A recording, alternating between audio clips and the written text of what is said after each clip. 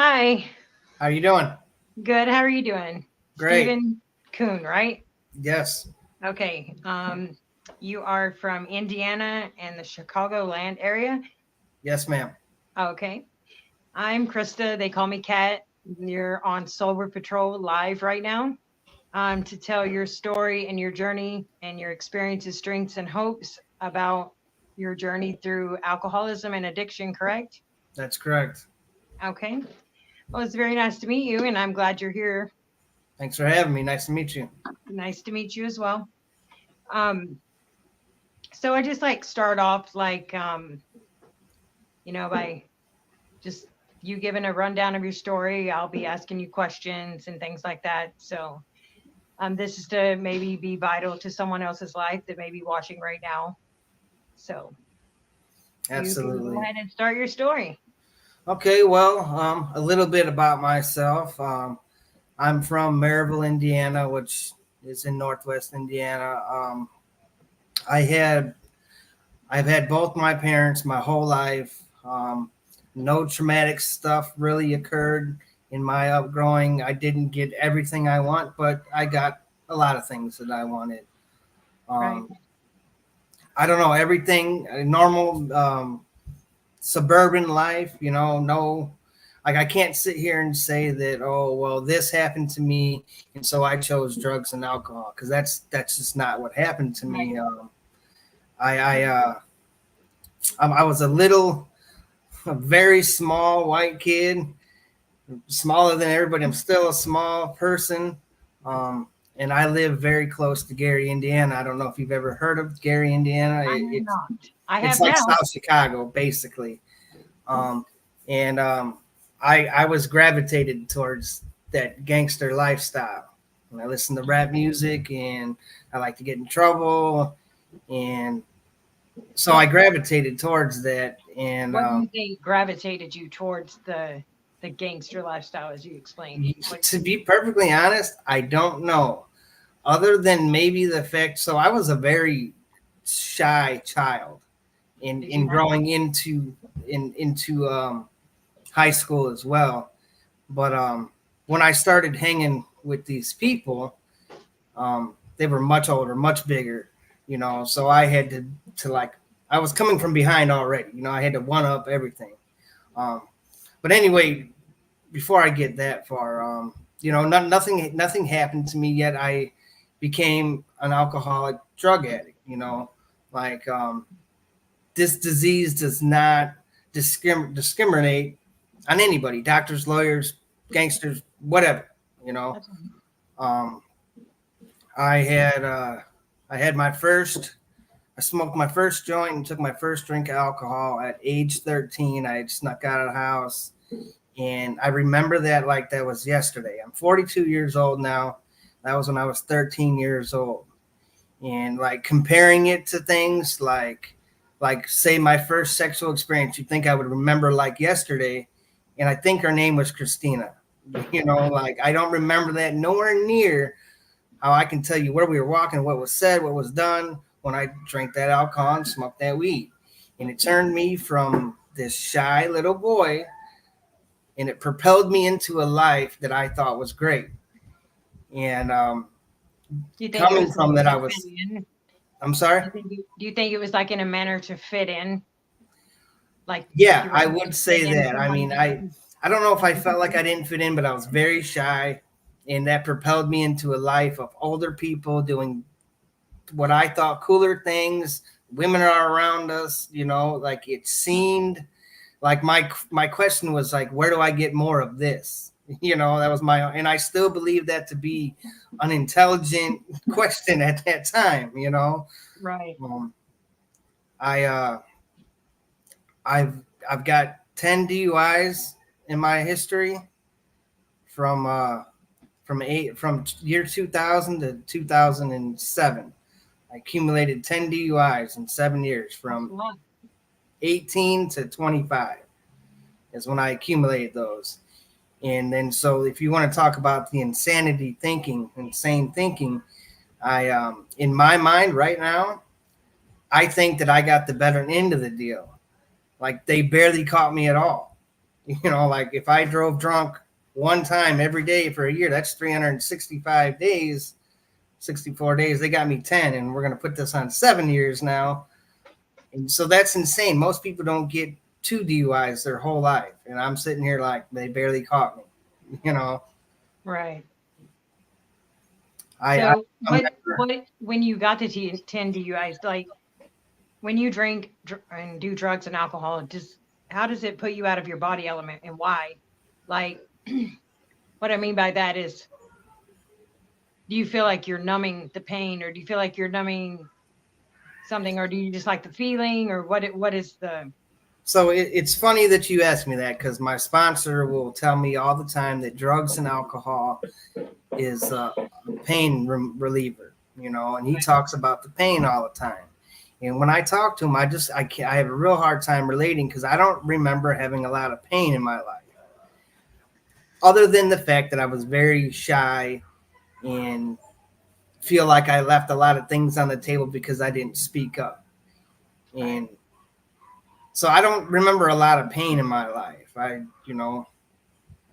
mean, my dad was gone all the time at work, and my mother raised me, and I was her miracle baby. I almost died when I was born, so she was the what's that word? Instigator, not instigator. I don't know. I could do no wrong in her eyes. You know what I mean? right? And I said, I just don't relate to the pain. I don't recall having it. You know. I didn't like to be sober. Did it make you have like a bigger voice? Then you said you were small or shy. Do you think it made you have fit Absolutely. in better, have a bigger voice, a bigger something to say that somebody wasn't listening before, or something? Absolutely. The reason I ask is because like sometimes the drugs and alcohol from not everyone, but I would say 8 out of 10, it's either trauma rooted or based on a childhood problem, or I mean, Absolutely. that's why I'm trying to ask, because there's a lot of people that's very relatable in that situation, but they wanted a bigger voice and they wanted to be heard. Right. And so that's where I can relate to that portion of it. That's why when we started, I was trying to paint the picture that none of them things happened to me, yet I still turned out just like that, because I have alcoholism. I have an illness. It wasn't anything external that happened to me. Those things, yes, made it much worse and can make it much worse, but I don't think it was the root cause. Had I never drank or drug, it probably never would have woke up. But, and then it is in my family, not my immediate family, but, my grandfather and my uncles and stuff like that. Right. And another question, do you have any like mental illness? Like I know that I suffer from bipolar and I have PTSD, anxiety, stuff like that. And I relate a lot of the things in my life to my mental health. And so is there any mental health? I've never been diagnosed with any type of mental illness other than alcoholism. Because I'm trying to weigh, like the people that come on here, like versus the people that do have mental health, or the people that don't have mental health. And so I don't know, it just kind of gives, me and everybody else an idea. Yeah, and I understand that. I'm in a 12-step program, and so right. Believe me, I get a lot of different views, opinions, and suggestions. Absolutely. Right. So please continue. Like, sorry, I don't. No, you're fine. I just it's a crosstalk kind of podcast, and people can also come on here and they can ask questions as we're doing the show and everything too. So right. I started, like I said, that those drugs and alcohol propelled me into a bigger life, like that shit I used to watch on TV. And I was like unable to do that on my own, but those drugs and alcohol propelled me to it, and I loved it. I absolutely loved it, and I loved it for a long time. And it was great. Now when I'm 13, 14, 15 years old, I do drugs and drink as much as I can, which isn't a lot, as much as I can. But once I started getting older, I started drinking a lot and smoking a lot of weed, and then I started getting in trouble, And then my friends started dying, and they started going to jail, and like it started to become a problem, though I didn't see it as one. I saw it as bad luck, took the wrong street, don't drink that, don't mix that. I would convince myself that it was anything but the drugs and alcohol. It couldn't possibly be the drugs and alcohol, And I got my first DUI when I was 18 years old. I ended up getting kicked out of high school. I ended up with 12 credits my whole career. Got kicked out of high school, and I was working at McDonald's, and I was selling weed. And I thought I was cool because I put it in the bags. And anyway, I went to prom with this girl, but I got a DUI the night before, and they took my car and they took all my money, and I couldn't take this girl to prom because here I am already experiencing legal problems at age 18. I'm going to a high school dance and I got arrested the night before, Yeah. It just, by the way, I'm telling this story. I do have 5.5 years continuous sobriety right now. Right on, man. Right on. Congratulations on that. I mean, that takes all bit of that 5 years, every single one day at a time. Absolutely. Congratulations. Thank you. And then so my whole life is stupid stories just like that. I mentioned insane thinking, right? Because that's one of the root of my problems is this insane thinking that leads me back to a drink or a drug, thinking it's going to be safe this time. And in fact of the matter is the minute that I start to think that I can drink or drug, that is insane thinking. Like there was in step 2, it says that I was going to be restored to sanity, but I would have to believe that I was insane in order to accept that, And so I started thinking about it, and I came to the conclusion probably a lot of people come to. Yeah, when I'm drunk or high, I do some pretty insane shit. Absolutely. We can all agree on that. But then I really got honest with myself. Our perception, it alters our mind, it alters our element, it alters everything around us. Right. Well, when I really got honest with myself and I thought about it, and I was like, you know what?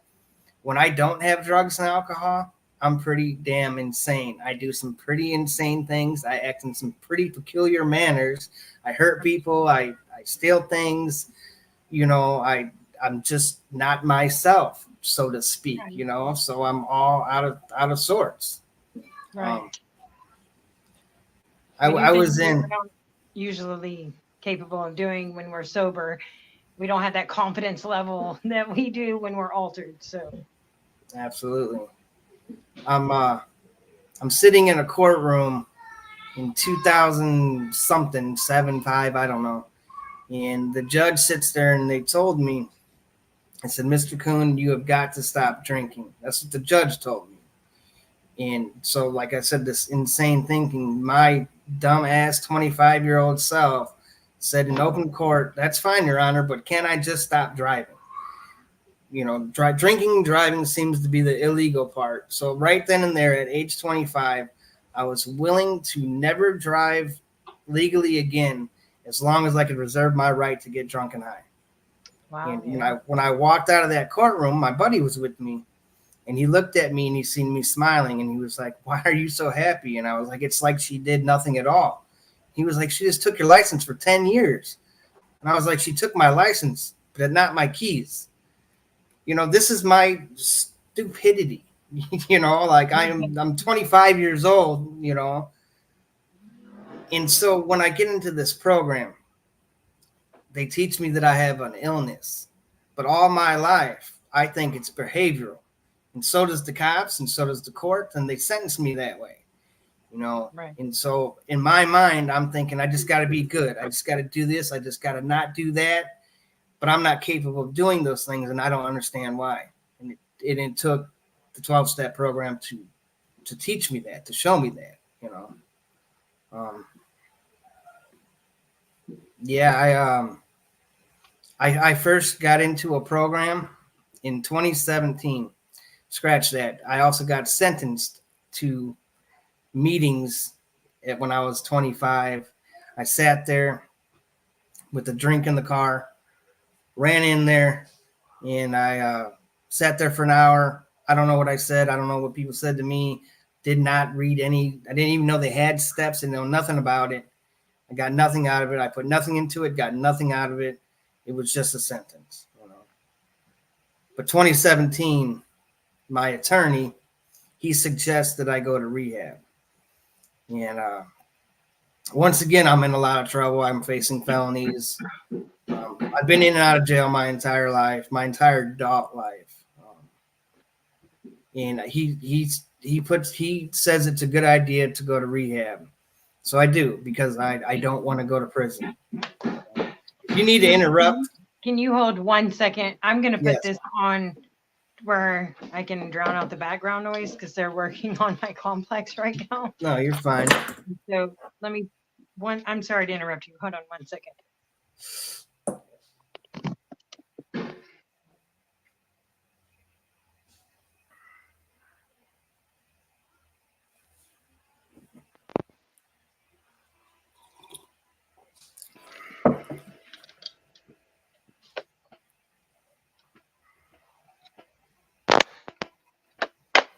Put these awesome headphones on here.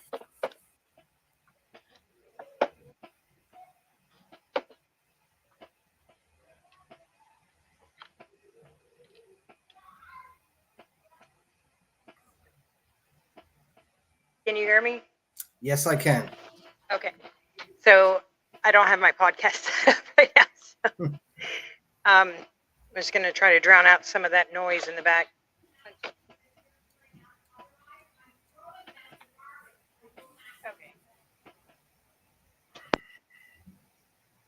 Now I can't hear you.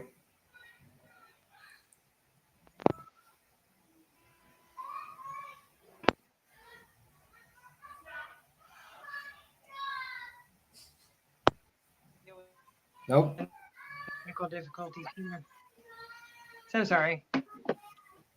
Man, when you first plugged that in, I heard you very well. Yeah, well, it just died. So and I don't have the plug with me right now. So That's all right. okay. Can you still hear me? Yeah, absolutely. Yes. Okay. All right. So sorry about that. Continue. Well, I mean, if you had any questions along the way or right now or anything, otherwise I'm gonna like end up in lead mode. Please continue. Lead Okay. on. So in 2017, faced with all sorts of trouble again, my lawyer suggests I go to rehab. I'm actually incarcerated at the time with warrants in 2 different counties, and so he suggested that he was going to try to get me. He was trying to get me to the other jail in an IOP program. And I was going to do a year there. That was the whole thing, and the jail messed up and let me out. And so I was all geared up to do this rehab thing, right? And then I hit the streets. Now I still have warrants because they let me out on an accident. And it's really funny how this jail talk that I have, I call it jail talk. You know, when I call home and I tell my mom, I'll never do this again. Please come get me. I mean it. I really mean it. But it's funny how when I hit the streets, I kind of start thinking maybe I made a little too much out of that. You know, maybe it was just some bad luck. I'll be fine. Anyway, they let me out and I do get into a rehab in efforts to not go to jail. That's it. I didn't go to rehab because I wanted to stop drinking. I didn't go to rehab because, to be honest with you, I went to rehab, and when I got there, I wanted to stop shooting heroin. I finally saw that as a problem. And Right. and then I was like, you know what? And while I'm at it, I probably shouldn't smoke any more crack either. But I'm still going to smoke weed and drink. That was my idea when I went in, you know, and I'm smoking a joint on the way into rehab. and expecting to do the same thing on the way home. I got to do my little 10 days. This is nothing for me. It's co-ed. Man, I was all geared up for this. And I get in there, and I meet this girl, obviously, rehab romance bullshit. Although we didn't get like that. She was married too. And this is my very first, there was 3 things that happened in rehab that had actually reached me, and this was one of them. And I thought this girl wanted me to be sober in order for me to get to do anything with her, And so that was my first thing. I'm going to get sober so I can get the girl, right. And the married girl of all things. And anyway, she just turned out to be a good friend and didn't want anything back in return from me, like a friendship that I was not accustomed to. I'm used to what's in your pocket, how much money you got. Loyalty dies when the money runs out, And so that was enough to keep me there at first, And I remember sitting in a meeting at the facility, and this dude, he was not a worker there. He just was. It was an outside meeting. Everything was welcome. And I heard him say, I don't know how to live life sober. That was the first thing that was ever said to me that I was like, wow, me neither. And so by this time, it's no longer me just going to jail and me hurting myself. No, even though it was never that, I was always hurting my mother. My mother was always crying. But now I have 2 children as well, and they're older. They're like 7 and 8 at this time. And so when that dude said that, when he was like, I don't know how to live life sober, I'm like, man, I don't know how to live life sober either. And I certainly don't know how to teach someone how to live like a normal human being, and this stuff gets me emotional. No, I understand. Trust me, I can relate. And so I'm still learning every single day. I'm still learning how to live sober and not live in that lifestyle, because my mind will click back to something will trigger me like in my thinking, like, oh man. And then it's like a fleeting thought now, but at first it was really hard. Absolutely. And I'm still struggling to get back to society. And so, yeah, it's very right. Because this is brand new to me. If it was then, I got a little bit of time now, but I stopped growing up when I started getting high, every problem I had, life on life's terms, my solution was drugs and alcohol to everything, good, bad, indifferent, know. Yeah, but I started, I'm sitting in this rehab and I'm picturing, the only thing that I'm professional at is going to jail. That's it. Right. If you need to know how to go to jail, I'm your guy. I can help you with that, but that's it. That's where my help ends, Right. That hit me. I also had the third thing that happened was there was this, I had a counselor, a therapist that was assigned to me. And I used to talk to her every chance I could get. And it wasn't because I was desperately wanting help. It's because I'm selfish and I'm bored. And, she would go around with the paper and be like, hey, who wants to talk to me today? And I'd say, hey, put me last. Go ahead and talk to everybody else first, trying to, because I'm a manipulator too. Go ahead, everybody can go before me, but that's a ruse because I just want the most time. Right. I'll just take the rest of the time. Anyway, I was talking to her and I was telling her a story. And she was the only thing I could come up with was a jail story to tell her. And she looked at me, and this is the first time ever in my entire life that someone that I looked at as the man, because it's an institution, Every time ever, every person's always like, you're a drug addict, you're a drunk, you're never going to be shit, this, that, the other. And she looked at me and she was like, Steve, if that life is fine for you, then why is it fine? Why wouldn't it be fine for your daughter? And that's tearing me up, because I'm picturing this little girl behind bars, yeah, that ain't, strings to get pulled at that moment. Yeah, right. I have never, that's your kryptonite, that's your weakness, that's your right. I have never had someone that I viewed as an institutional person sit there and level with me. She was not an alcoholic. She was not an addict. She was, she didn't, but she reached me. And so I was like, you know what, I'm gonna give this a shot. Never before had I I mean, don't get me wrong. I went to Florida one time when my parents left because I was an embarrassment to the family. Went there to get off dope. As soon as I hit touchdown in Indiana, I got a needle in my arm. So none of that stuff ever worked for me. This trying to be good, this anything, and so I also came in the program as an atheist. I was like that for a very long time in my life. But I will tell you right now that nothing short of a higher power has ever worked for me. Ever. Amen. You I know. agree. I agree with that statement. And so, like I tell you that story in my 2017 rehab, my sobriety date is 2019. Right on. So with that, and that's another thing, and this is another avenue. So like my kids, yeah, man, I don't want to hurt my kids. I don't want to hurt my mom.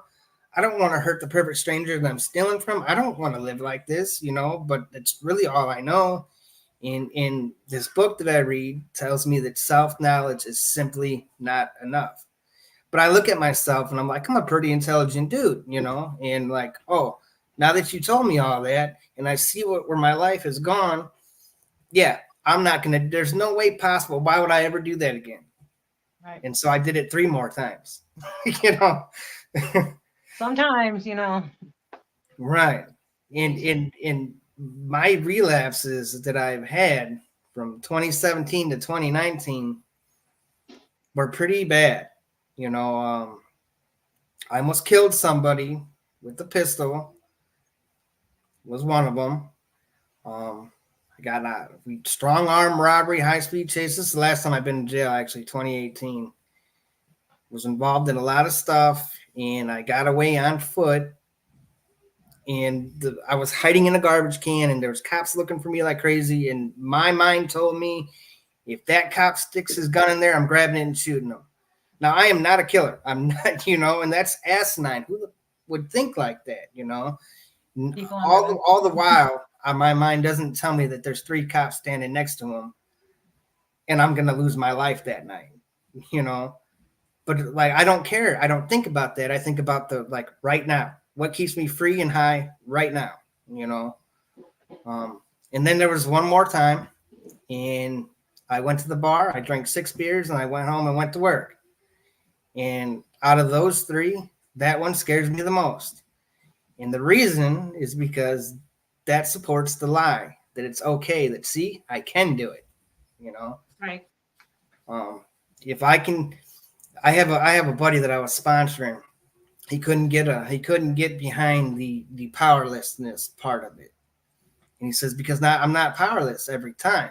I'm like, yeah, me either, man. I was like, sometimes I do what I say and I go, but that's, I guess I didn't have a bad reaction that night. That doesn't overturn the 30 other times that I was unable to do that. If I'm in complete power of something, that means if I want to go out and drink 3 beers and go home, I can do that every single time I want it without fail, So it wasn't hard for me to get behind the powerlessness and the life unmanageable. Anybody that owned a newspaper already knew that about me. I was probably the last to know, but yeah, so and I'm talking about relapse, and I'd like to say something because Absolutely. I hear a lot in a lot of meetings, people saying that relapse is a part of recovery. And I disagree to that statement. Relapse is not a part. I'm with you on that. I disagree with that too. I think that it's the way that it's worded, because that makes me think that, hey, it's okay to go out and relapse because it's a part of recovery and it's a mentality thing. And especially when people don't have clarity, they're thinking, oh, well, it's a part of it. And even worse. So since let's say that I haven't relapsed, because it almost makes it sound like you have to relapse to recover, right. Which is that is far from the truth. So relapse is a part of my illness. Nowhere in these steps that I took or any of this literature that I read did it say that I had to relapse or that it's okay and safe to relapse, because I watch people die all the time. Me too. Because of this, Yes. And, I mean, relapse is certainly part of my story, but it probably took everything it took to get me here, but I also I didn't have to do it, like I didn't have to do it. It's part I of my story as well, unfortunately, but it also, it did wake me up. It because I had 11 months in the program, but I was a dry sober. I wasn't working the program, and so when I did relapse, I immediately thought, well, I just won't tell anybody. And I'm like, oh my God, I got to tell everyone. You know, that's it. That's it working on your brain. Like, so it does work. And, the repetitiveness of doing something every day, as in the program, going to the meetings, doing things like that, it's a mentality change. It's so funny that you just said that about telling people. I opened up my book right here. I've written down all of my sobriety dates. 10-10-17, I had 6 months. I went out and relapsed. 10-28-18, I had 7 months, right? I have 7 months here, but right next to it, it says really 5 months because I lied. I had went out in between there and didn't tell nobody, Right. and then my last sobriety date, 1/14/19. And with that sobriety date, I do have a sponsor. I attend meetings. I do service work. I have to do it all because, as you just said, these other times that I listed, I just sat in the meeting and I thought that someone else's spiritual awakening was going to rub off on me. Right. Like I basically did nothing different at all and expected to change. And that's not how it works. No. At least not how it works for me. My favorite part of that is how it works is we will discover a new freedom and a new happiness. And that is true. I mean, it's not going to happen overnight. This is work. Just like you went out and worked for them drugs to get them, you can work for your sobriety. And a lot of people, it takes time for that to do that. It's funny when I entered the program, as I said, I was an atheist for a very long time. And so all of this stuff, I can attribute that my relapses to that because I was going to work my program, the same one that I always do. I always do it my way because I'm selfish, self-centered, and so things that I don't agree with, I'm not going to do that part, Right. And I'm sitting here actually. So I'm sitting here and I'm like, I'm not going to do anything that has to God. And while I was in rehab, they kept pounding into my head that I needed to get a power greater than myself, a higher power. Right. Didn't have to be God, didn't, whatever of my own understanding. And so I thought I was a genius. And I was like, cool, I picked gravity. I'm going to use gravity as my higher power because I can't see it, but it works every time. So I'm like, I'm a genius, and so whatever, I used that for a while, and then I got a sponsor and I started working steps, and I got to step 3, and I quickly saw how that was not going to work. I had not investigated into these steps at all, so I didn't know what was coming, and I had to make a decision. Actually, I had stopped at that point, and another relapse happened. I lost my train of thought there. Sorry. There's a lot of commotion going on. No. I apologize. So anyway, when I actually, how it happened was I got arrested again for that strong arm robbery shit I was telling you about. And I've been to jail probably 40 times in my life. And I'm sitting in this cell with this Latin king that's about to do life for murder. And he starts telling me I should pray to God and I should do all he's a Mexican dude. So, a lot of them guys are spiritual, and I'm from Texas originally, so I'm familiar. And so I'm like, and I'm like dumbfounded because this dude's going to do his life and I'm probably going home tomorrow, and he's suggesting that I say a few prayers, Right. So I'm like, okay, whatever. I do get out. I'm back the next day. They put me in a drunk tank. Now this black dude is sitting there telling me about God. Like I said, I've been to jail 40 times at least. These are the only 2 times I've ever had these types of conversations. And so I said, you know what? Here I am again. What do I have to lose?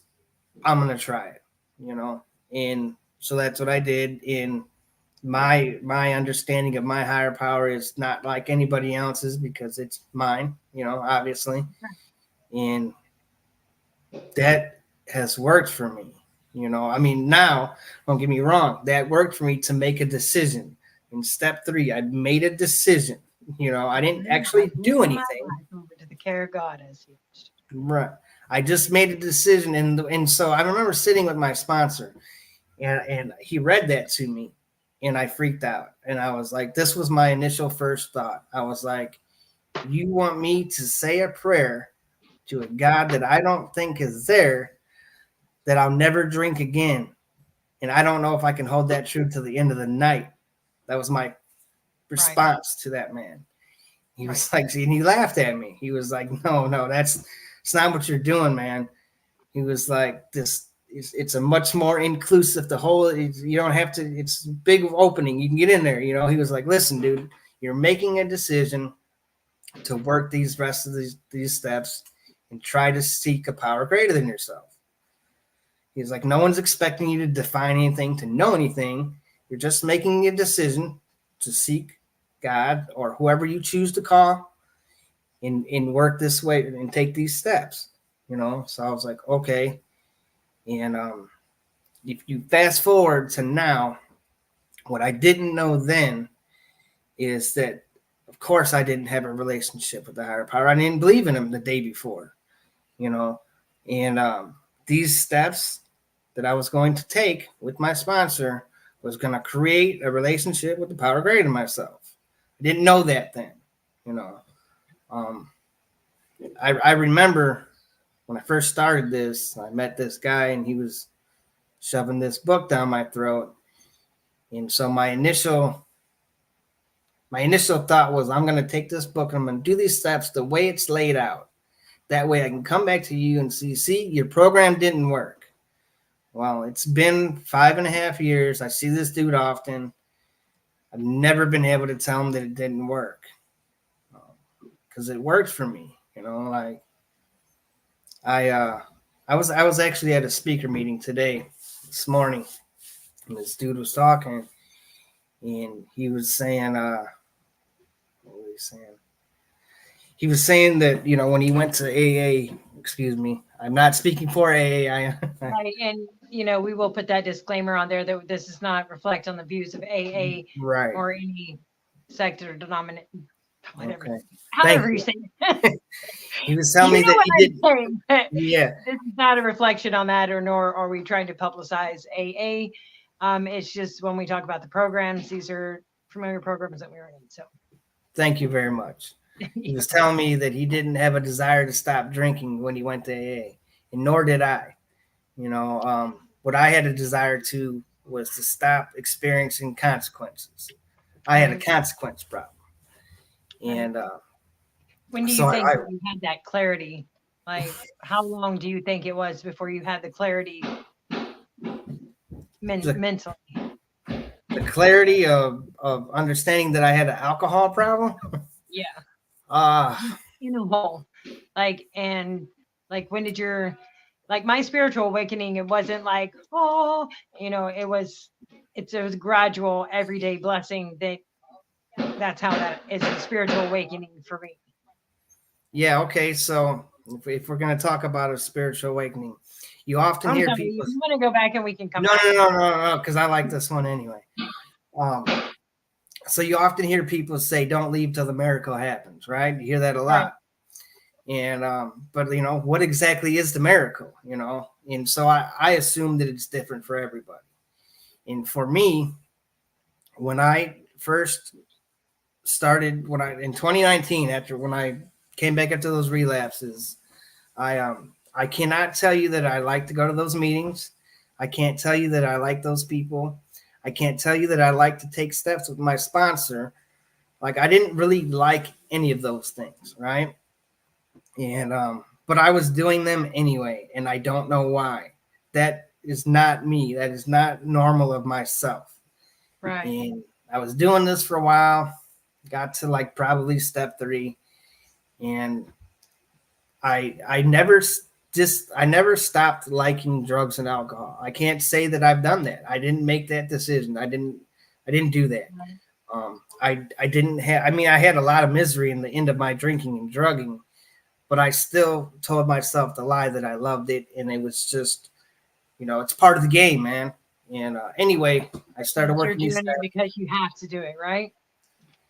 Yeah, right. Like for instance, like I didn't wake up in the morning and think to myself, am I gonna drink today? Am I gonna drug today? Am I gonna, those thoughts that was already made. When I woke up, that was already a given. I didn't go through that like, oh, I shouldn't drink today. I didn't do that. I mean, towards the end, I was like, I shouldn't drink, and I still did. But Right. anyway, I was working this program, and I went to sleep one day, and I felt this exact same way. Now I had stayed sober, and I haven't been to jail for me an eternity, a few months. Like that's amazing for me. And I woke up the next morning, and I was very eager to go to the meeting and see my friends. My friends was very eager to call my sponsor. Were they your friends or your friends? No, my actual friends now. You're Like, okay, because yeah, you know what I'm saying, like right. But before, like, I didn't like these fucking people. I didn't like, they were a little too happy for me. Like I'm miserable as hell. And they're all recovered, and I'm not. And so like I hated speaker meetings in the beginning because these guys got up there and told me how good their life was, and mine still sucked. Right. Like I want to go to a closed discussion meeting where I can talk about me. That's what I used to like to do. Anyway, I woke up and I had a completely different, and that was not my spiritual experience, but that was certainly one of them, the first of the miracle, because now all of a sudden I wanted this way of life. I wanted to take these steps. I wanted to go see my friends. I wanted to be useful to people. I wanted to, things that I never wanted my entire life. I tried to turn myself into the smallest gangster ever, and I hear like I remember telling myself like I would never want the white picket fence life. Why does that guy go to work and come home for me just to steal it when he comes home? Boats and planes, huh? Right. Like what I want, this life that I live today is what I thought I didn't want. But again, if I get honest with myself, all them days in the street where I said I didn't want this life, I was lying to myself. And the reason for it was I had nothing to compare it to. And if I want to get real honest with myself, I was not capable of being a man, a father, a son, running a household. I was not capable of doing those things. I wasn't even capable of keeping a job, And so rather than me saying I can't do that, I'm not capable, I don't want it and I don't like it.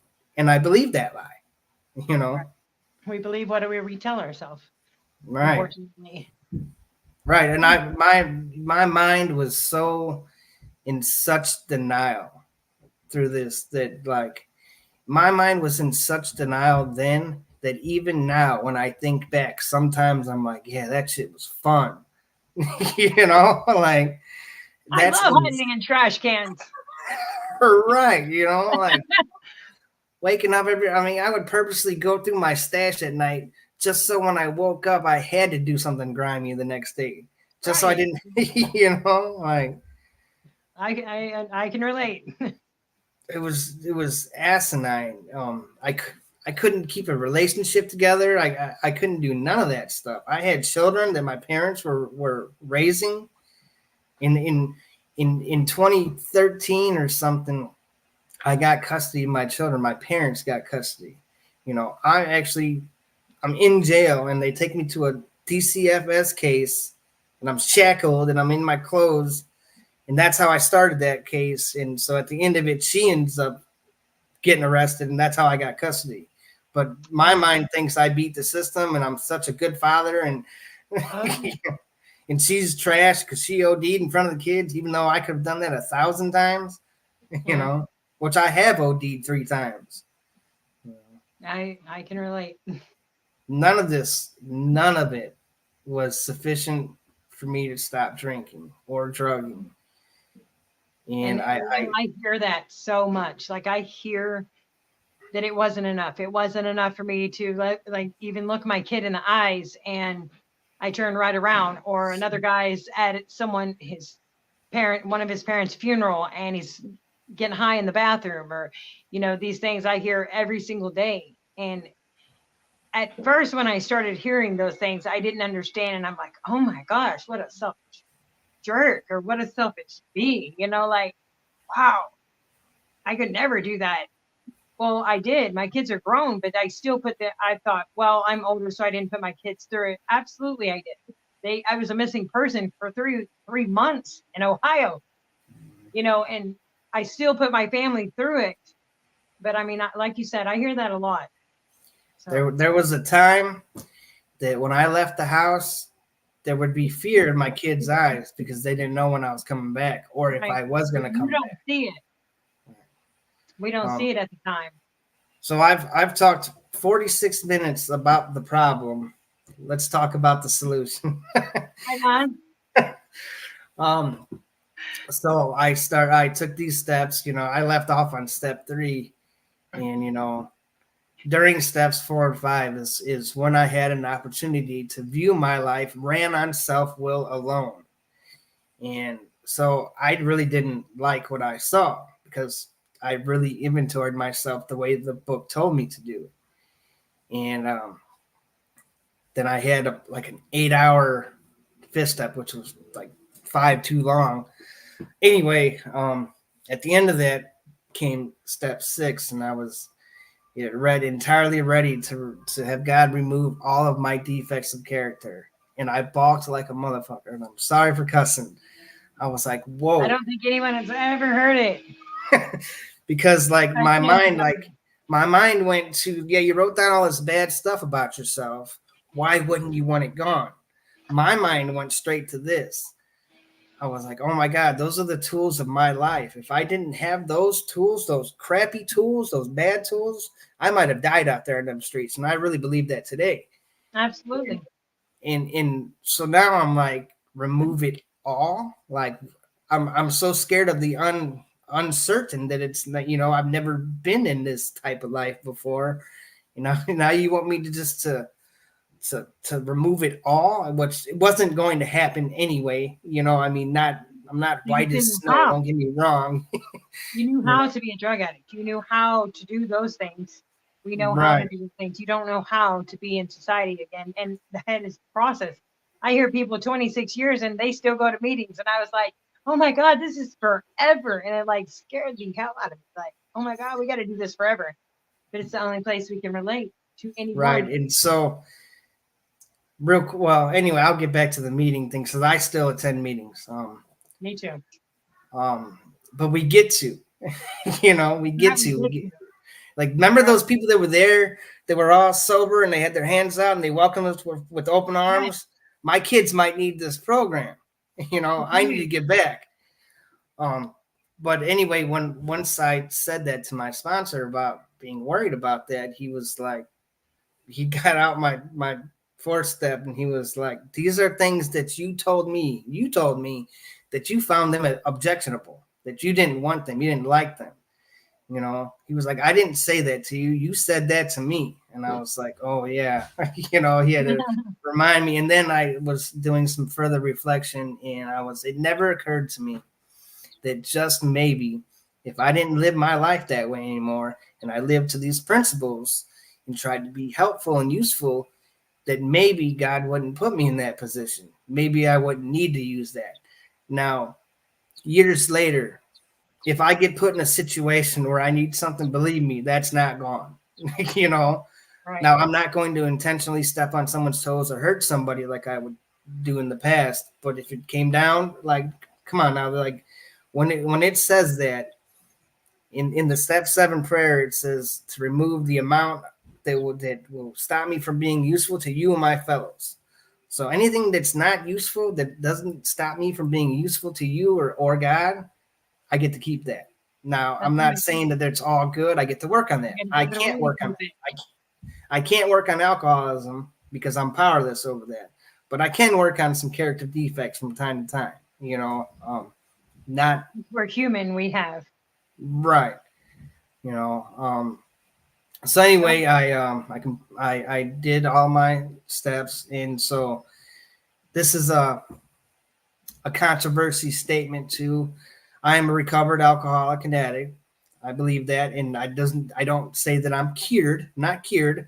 I can never drink or drug, because I still have an allergy to it. Right. If you're familiar with the Big Book, I'm sure you've read the 10th step promises. I believe I live there as long as I'm spiritually fit. I do believe in God, because I didn't do this. I didn't do this. I know that I didn't do this because the 20 years prior to this, I was not capable of doing it. I can't all of a sudden do something like all of a sudden I don't drink, I don't drug, I'm not sitting on my hands, I'm not struggling about it. Right. I've been around it. Like, I got a job. They made me a foreman. They made me a fucking foreman. I'm a crackhead, dude. Like, I don't have a high school diploma. But that's okay. Right. It's never too late to start life, and every day we can start over. Stephen, do you mind if Joey George joins us and while you finish your story? Absolutely. Okay, 1 second. Hey, Joey. I Are you there? Joey? Oh, I guess we lost him. Continue. He'll probably be right back. There was a time in my life when He's I back. Okay. Hey, Joey. How Hello. are you? What's up, dude? This is Hi. Stephen Kuhn. Nice to What's up, meet man? you. He's going to be finishing his story, but you're welcome to stay right there and maybe hear some of his story if he's going to be finishing up here. Absolutely. Go ahead. Take your time. Okay. Absolutely. Thanks. And Yeah, welcome. there was a time in my life that I lived at my mother's house not so long ago. I'm talking 5 years ago. I lived at my mother's house, and it got to the point that if she went to the bathroom, she had to take her purse with her because I would steal from it. My best friend would not loan me $5 if I asked him for it.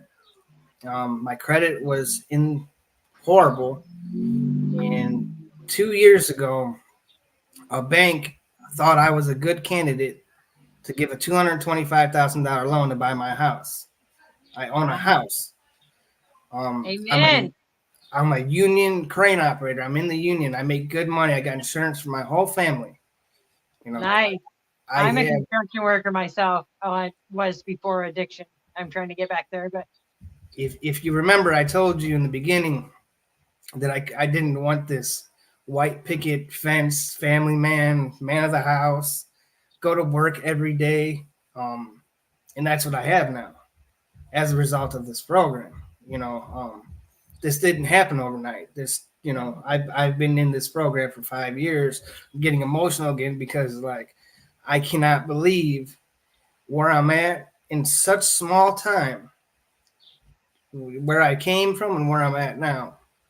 And, like, so I hear all the time. Like, well, this won't work for me. I'm too far gone. I was that dude too, and it worked for me, and I don't know. I'm getting emotional. no, that's okay.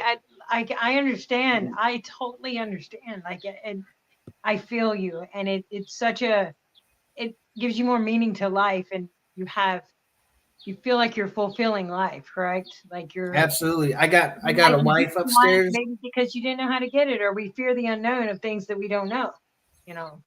I got married 2 years ago. I got two toddlers, 4 and 3. Not only have these 2 kids never seen me drunk or high, they've never seen me go to jail either. I watched my first daughter take her first steps on a computer screen in jail. I've seen her take her first steps that way. Oh, yeah. One thing I want to say before I end. No, you're fine. No one's rushing you. So I want you to completely fulfill your story. I'll be here all night if you need to. You hear people talk about this remorseful feeling. Okay. I was so far gone that I never felt remorse until I got sober.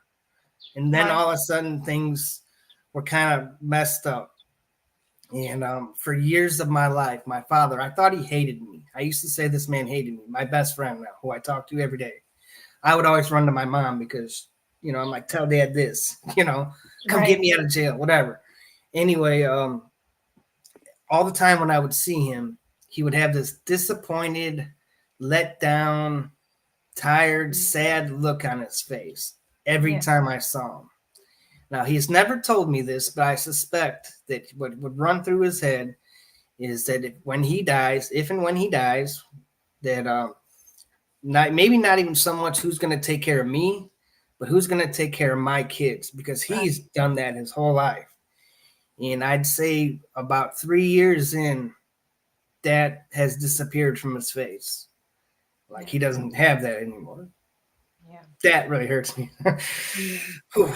I can, I can relate. I feel your pain right now. Like I'm a trustworthy, good person. I want to do well. These are not traits that I had before going into this program. So proud of you, man. I'm so proud of you. And I feel your heart right now. And I love that. Like this program and sobriety has so many people. I've never been hugged so much in my life. And I love it. Like it's the one place I can go. You think I'm going to walk into a strange place at a restaurant or something, people are going to stand up and hug me? No. Right. That's like explaining chemistry to kindergartners. Right. Yeah. We've got friends everywhere we go. I went to Texas not too long ago, and I walked into an AA meeting there. This dude took me to his cafe, told me my money was no good there. Like wow. It's amazing, Don't you love that? I love that of these brothers and sisters in the fellowship of sobriety, and I would never want to lose that. Like, and you could call them in the middle of the night. Like, I don't know you that well, but I know that you're in the program. I would drive from here to Indiana, from Ohio to Indiana, if you needed my help. We're not that far. Right. It's not that far, but I mean, I would still drive from the middle of the night to come and help someone that needed it. Absolutely, because if the dope man told me to go there, I would have done that back then, So why wouldn't I do that in my recovery as well, to try and help somebody? When people are trying to help themselves and they're trying to do good and they're trying to do right and get back to society, and even though we may not ever fit back into society because of what we've been through, being able to go to work every day helps me to do that, helps me to gain that confidence back that in the lifestyle like you're talking about. So it's very much relatable. So yeah, and then as far as these steps that I took, and you've taken them too, they didn't ask me to do a whole lot.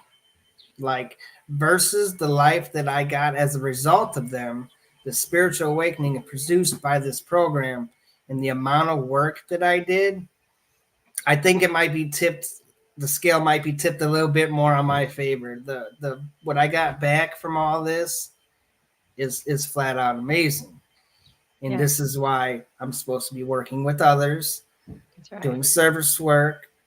Because like I said, if my children need this program, I needed to be there for them. That's right. And we never know. We just don't know. I mean, we didn't think that we would go through those situations, but we did. Mm-hmm. And sometimes we put ourselves in those situations, but sometimes God has to make you uncomfortable to move. I feel. Absolutely. So I thank you for all your time, and what a blessing. It was so nice to meet you, Stephen. And I hope that we will all get back together when the documentary starts. And so we will all be doing a documentary after these. I'm going to be trying to start a documentary for Sober Patrol, Sober Army podcast. And I would really like you to both be a part of that. And, I think that it will help other people.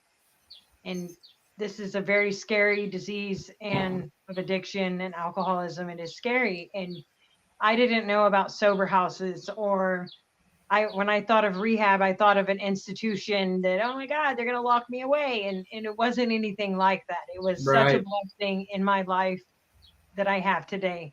And I'm so proud of you, and congratulations on your sobriety, and keep up the good work. Thank you. Good job, Stephen. All right, brother. All right. Do I just log off? You do. Okay. You guys have a great one. You too. Later, thank you so much. Later. Hi, Joey. Hello. How are you? Finally, Well, thank you so much. thank you for coming on. And I just wanted you, I didn't want you to have to sit in the room and wait. So, No, I don't mind. I knew like the only reason I didn't want to do it like with him earlier is because we're getting ready to have our first like summer kickoff like pride party because of June, but it's also summer. So we were getting ready and decorating and all that. So or else I would have been okay. on it. So your name is Joey George and you are from? I'm from Austin, Texas, the wonderful. Yay, a Texan. That's right. That's right. I remember you telling me now that I'm from north of Amarillo, Texas, in Borger, Texas. That is my hometown that I grew up in. So Okay. it's nice to have another fellow Texan on here. Well, thank actually Go so Horns. so I've been a Texan my whole life, minus like I lived in Mississippi for like 1 year and then moved back, but that was when I was little. I was born in Abilene. I spent my high school and college years in Houston, and now I've been in Austin for about 10, 11 years now. So I've been all over. Right. So, how are you doing today? I'm doing really good. I've had a really long week and a really long weekend. Um, got to spend time with my family and all just kinds of stuff going on this weekend. Now we're about to like have our party in about an hour or so, and there'll be rap and all kinds of stuff. And I live in an house, which is a sober house. And we Okay. do different things in there, and so it's like our first summer. I was actually okay. So this is going to be like a crosstalk. So like if I interrupt you at any point, like I will try to wait for you to like stop, and then I'll. But it does have crosstalk on here. Some people are like used to doing leads and things like that. So I just Um, want you know. Sure. So in Texas, like I haven't been home in a while due to my active addiction and everything that I was going through. I haven't been home, and I'm still trying to pick up the pieces like probation and things like that I got myself into. And I was wondering about the sober houses because I didn't know anything about them when I lived in Texas. So tell me a little bit about that. So honestly, it's about so if you're like me, I'm not saying my family is not wealthy, but my family isn't wealthy enough to support my habits and support my treatment and support different living environments that I have to live in to keep me like accountable and stuff. So Okay. I am currently living in an Oxford house, and Oxford houses are worldwide. They're also nationwide. We have about 55, 56 Oxford houses here in Austin alone. That's not counting the hundreds and hundreds. Wow. And how many do you have? We in Austin alone, we have 56 Oxford houses. Wow. Like, you know how hard it is to find like a women's sober house here in Ohio? Like, I Yeah. live in Ohio now. So, like, I traveled around when I was a construction worker. I was a pipe fitter foreman, and expediter for Ashton Chemical here in Ashtabula, Ohio. But I've traveled after my divorce, my kids are grown, and I've traveled all around. Well, when I got here, I have never even heard of sober houses. And so when I had to go and I had to find a sober house, I didn't know what to look for. But they don't have, you said 55, they have 55. Like, And what just about women's houses? that's not counting all the other like that's not counting like the treatment related sober Right. houses, which like if you go to like a specific treatment center, then they have sober houses you go to, but those are like you have to have insurance and like basically be a trust fund kid or have money. Unfortunately, Okay. I don't have that. But Oxford, living in Oxford, which is it's such a great environment, and it's very organized. You have to do daily Right. tours, mandatory house meeting that you have to have throughout the week. So you have like one meeting per week, and you go over like finances, Mhm. check-ins, you go over things that need to be done in the house, any issues that need to be resolved. But I'm paying, so there's 9 of us. We live in a big house. There's 9 of us who live in a 2-story house. We each pay 650 650 a week. No, Okay. excuse me, pardon me. It's 150 a week, which comes out to about 650 800 a Uh-huh. month. Yeah, Okay. I got kind of thought that's what you meant, but but it's totally worth it, and it's affordable, it's cheap.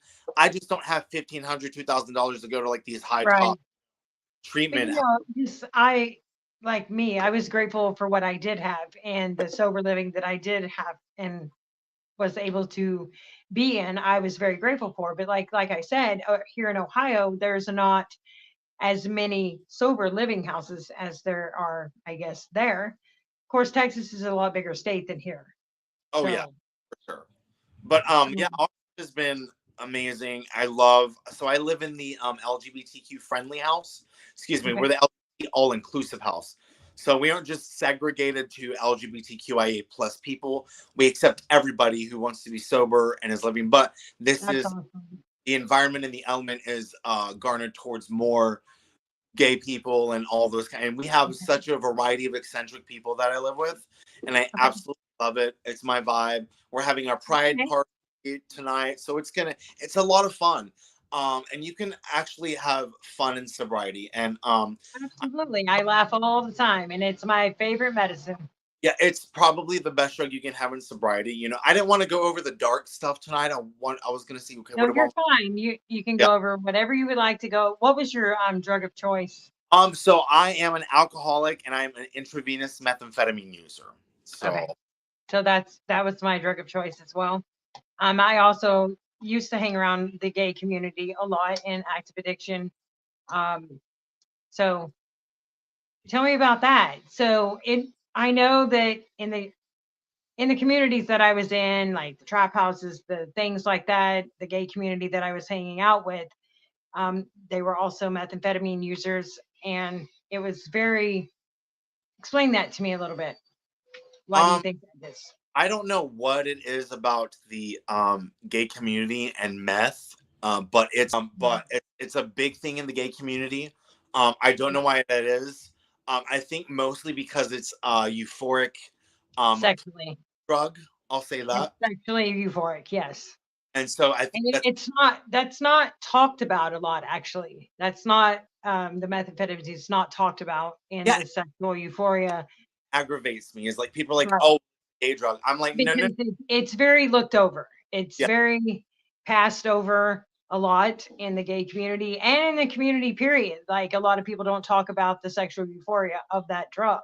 yeah, and I think And it's really and important. that is honestly that, and I'm about to speak out here that not a lot of people know actually, is where I had the problem was the sexual euphoria of that drug. And that is what got me addicted to that drug. It wasn't like, I don't know if it was the experience and the high of the sexual euphoria, but I mean, I couldn't come down from it.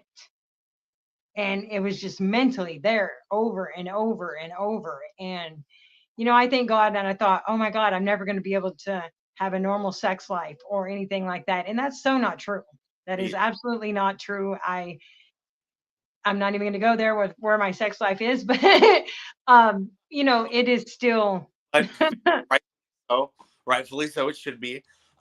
But yeah, like it's you know, normal. It's back to normal. yeah. So there you go. Like I think it's more like I'm just like sober and celibate right now, whatever. But I That's think good I'm though. so glad you brought up that point though, because It's not people, brought up a lot.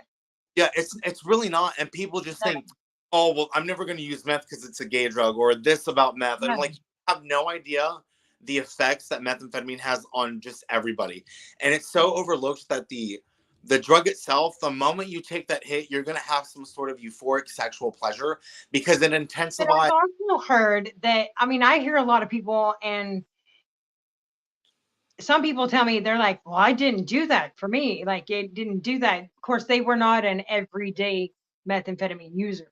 They were Correct. not.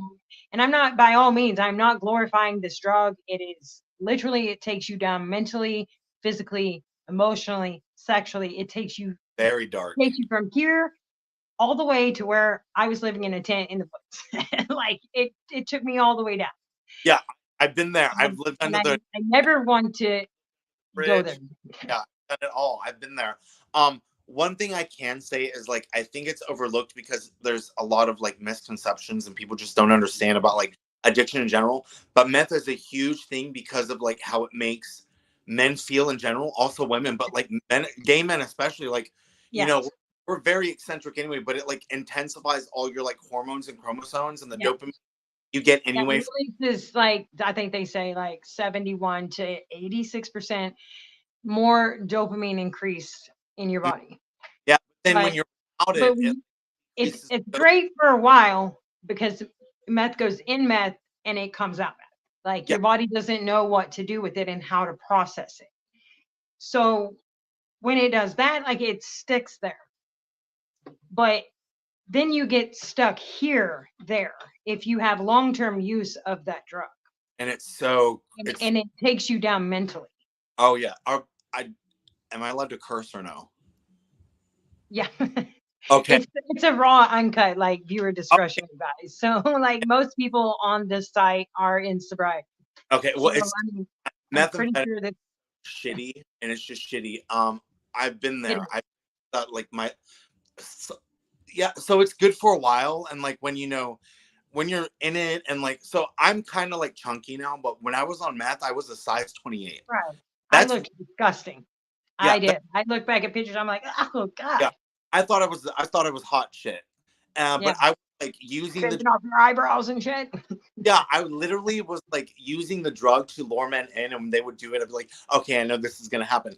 But I've had so many sexual partners that to a point, once you like be when you're like using every day and you have to shoot up like every 2 hours just to get that rush, you become like a monster and a zombie. And Yeah. then like my escapade stopped, and then it was just me, and then it was just me and the drug, and then it was just me and my thoughts, and then the thoughts were just there, and then you just there were so many times where I would just be alone in my tent because I'd gone so I couldn't believe how far I'd gone from like 2012 to like 2018, 2019, and so on. Yeah. And you get stuck in this insanity Yeah, cycle you just of insanity. And that's where people like, that's great. It's aren't all drugs fun at first, and it's where you take them after that. And but I'm not glorifying this any of this by any means. It took my life to a very dark, devastating place.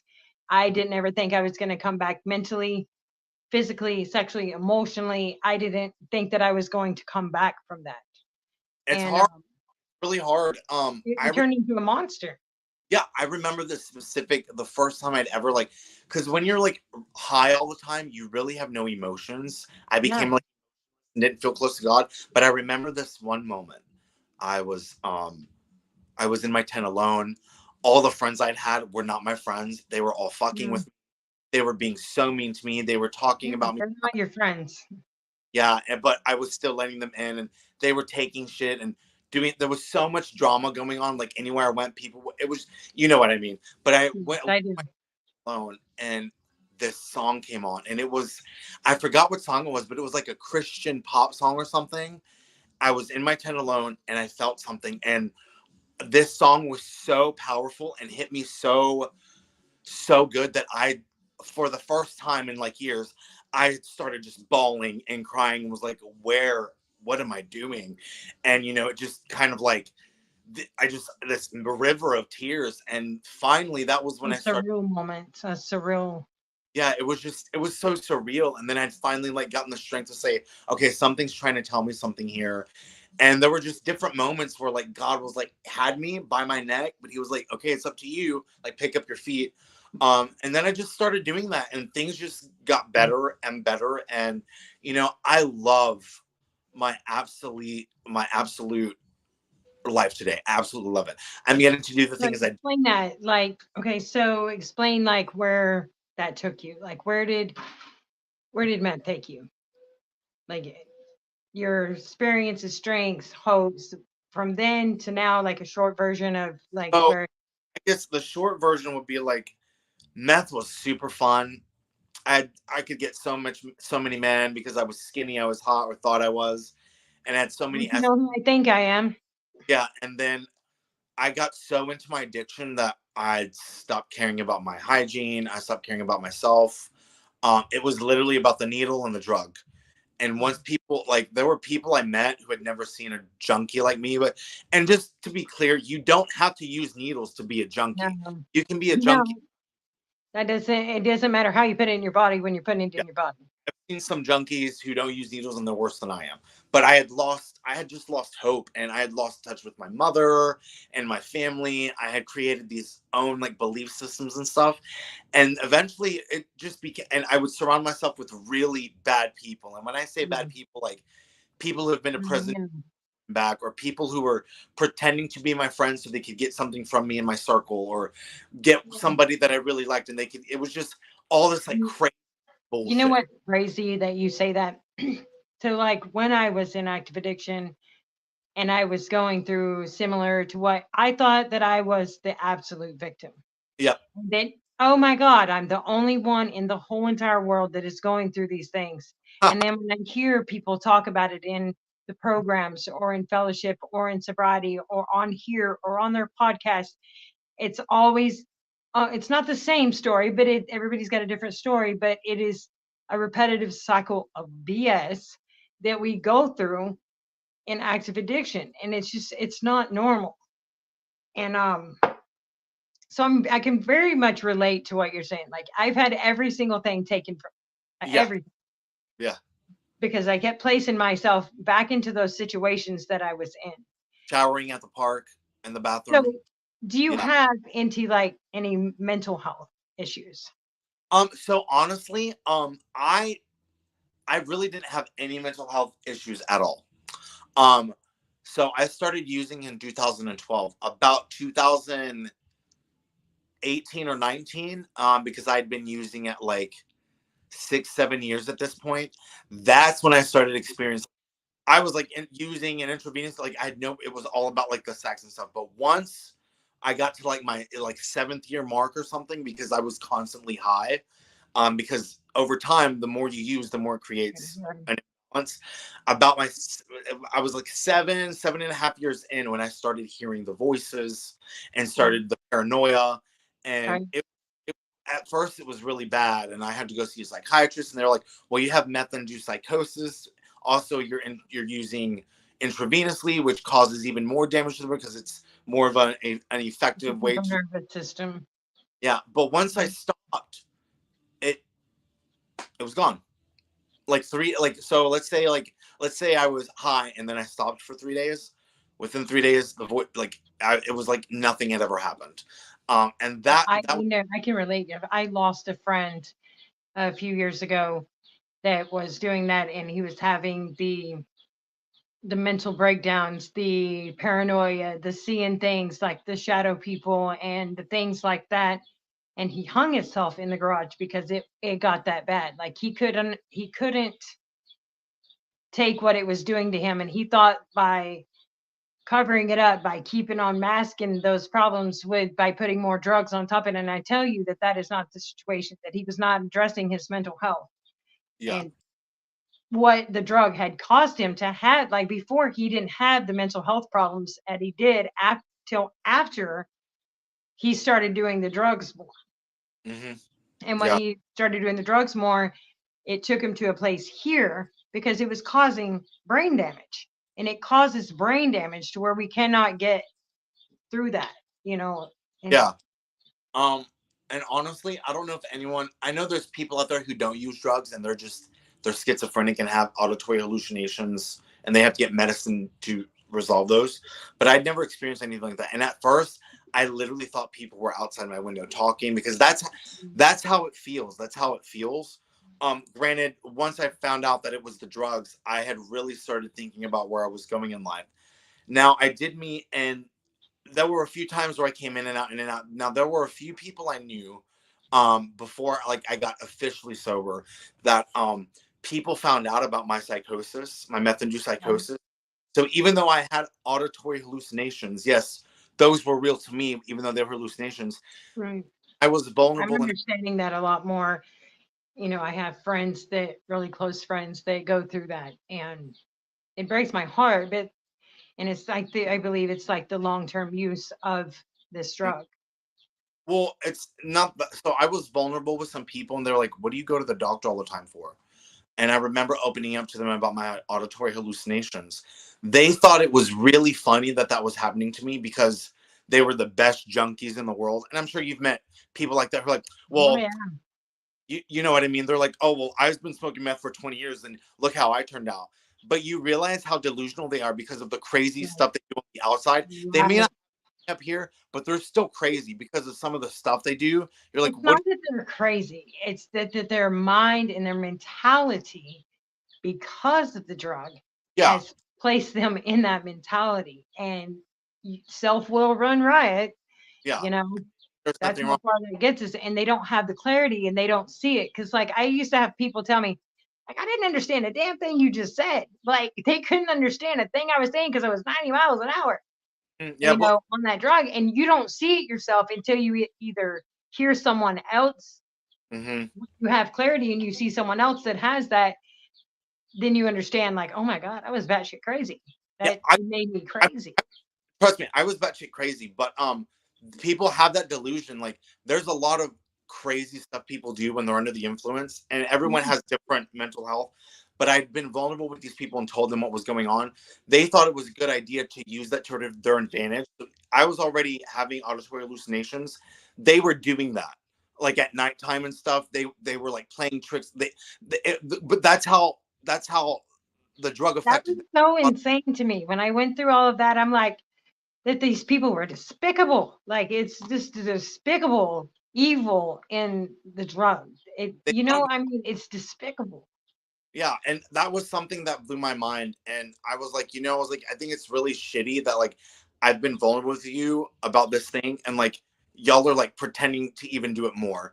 And of course there was denial, but like I found out eventually, because things always come out in the light. I found out like, yes, they were doing that. I was still having the hallucinations, but everything that I was experiencing, such as like people moving my stuff or the tent shaking or like people laughing, all that, like they were doing that because they thought it was funny to make me feel like I was like going even more crazier. Yeah. Granted, I'm a really strong individual and I never gave into that. I kind of just, there was a phase where like they would do that and I kind of would just like go do something else and like get my Right. mind off things until I was like, you know what, I'm going to get sober. And I remember I saw one of them and they were really heavily under the influence. And I saw them in a gas station and he came up to me, and this is after I found out of it. He was like, we did that stuff because we were trying to like do what's best for you. And I kind of just looked at him and I was like, you have a good day, bro. Like, I'm not, you're delusional, but okay. Thank you so Yeah. much. Thank you for saving my life. You're But such, at the same time, if you know that they are doing this drug, that they are still sick and suffering as well, yeah. and we have to look at it like, how long do you have in sobriety? So I had a slip back in September. So I have almost a year. I just celebrated like Well, eight, congratulations. 8 or 9 months. Every So day every single day is another day. yeah. One day of sobriety is one day. And I was just talking about that with the prior guest to you. We were talking about that. Do you believe that like relapse is a part of recovery? It can be a part of recovery. I I don't don't think, think it should be. I don't think, But I think, I mean, now when they say it, I don't know if you work like any programs, and I have to disclaimer, I can't, talk about or publicize, the programs.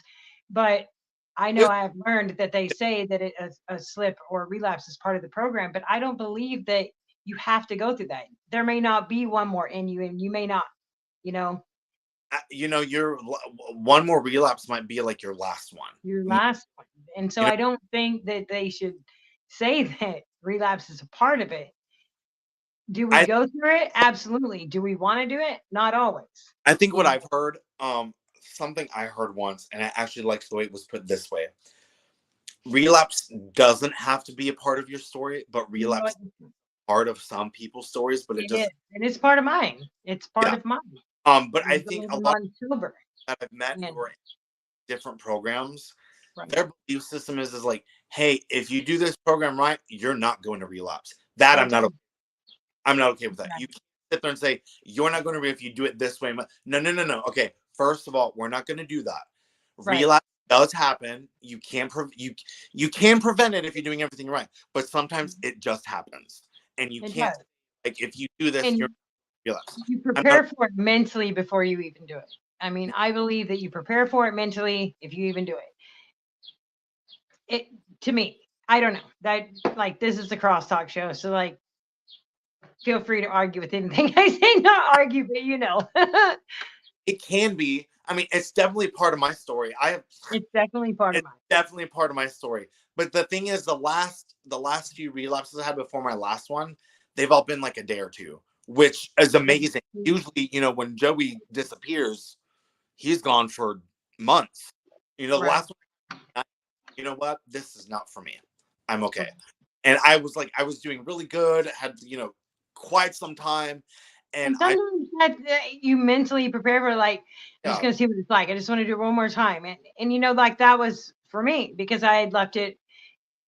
I was already mentally preparing to do it before it happened because I went to jail and I didn't get to finish my high, you know, and it was always there for 11 months. It was right there until I did it. And then I'm like, okay, this ain't the road I want to go back down. Yeah. I don't want to go back down because I seen it spiraling straight down and I don't ever want to go through that again.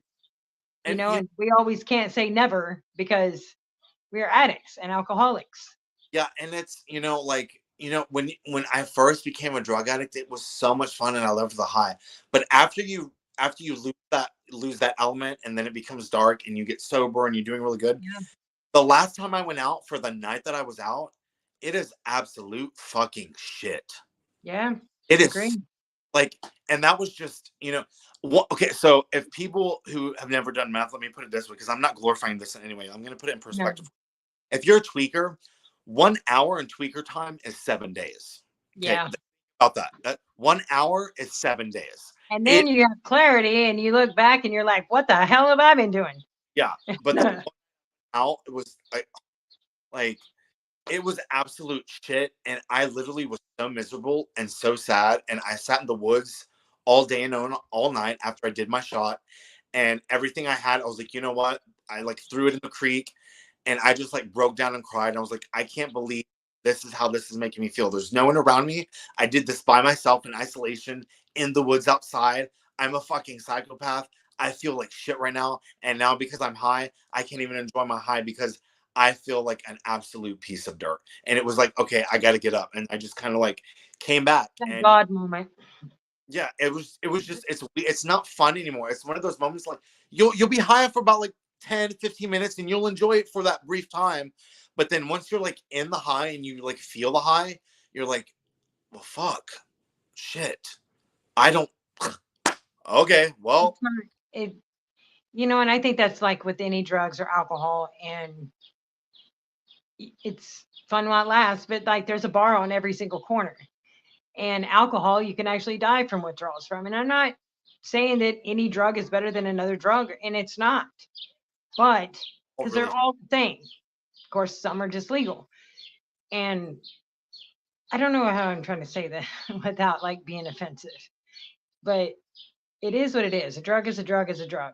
And it all takes you to where you want it to take you in that moment. And it's how you get tangled up in what you're tangled up in, what you're going through, why you're numbing the pain, why you're doing this drug, why. yeah. You know, I feel that. And the problem I have these days is because I'm sure like I could, if I wanted to, I'm sure I could get a hotel room, pay someone to come over and we could have a blast and smoke. But the problem I have now, like being sober this time, is my weight. Because when I was using, I was, I was I pretty, know, I feel it. I got the yeah, I was thin and like was happy. But like nowadays that it's like, doesn't make you who you are. You're still Joey George and you're still, you yeah, know, and I'm having to do things the right way and the right way. yes. But I get in my head sometimes and I look in the mirror and like I've lost some weight and it's taking time because I'm doing things the right way. But it sucks because I want it to happen like this, like we always do. There's Right. sometimes in the mirror and there's that voice. You're like, I know what you could do. Lose weight fast. I know what you could do. Lose weight fast. And I'm like, nope, Okay, can't. so I know a lot of people that like they go and they work out and they get addicted to the working out. But can I, and please don't take offense to what I'm about to say. And it's some advice a man gave me. I like had the gastric sleeve back in 2010 because like someone said that, oh, when is your baby due? And I'm like, I'm not pregnant. Oh my God. Oh my God. And it killed me. And this man, I'm sitting out there crying and he's like, what's wrong with you? This stranger may have been an angel. I don't even know. He said, what's wrong with you? And I said, oh, she said this. And I was devastated, And he said, stop it. He said, if you don't like something about yourself, you are the only person that can do anything about it. Ah. And I still see you sitting there. So get up.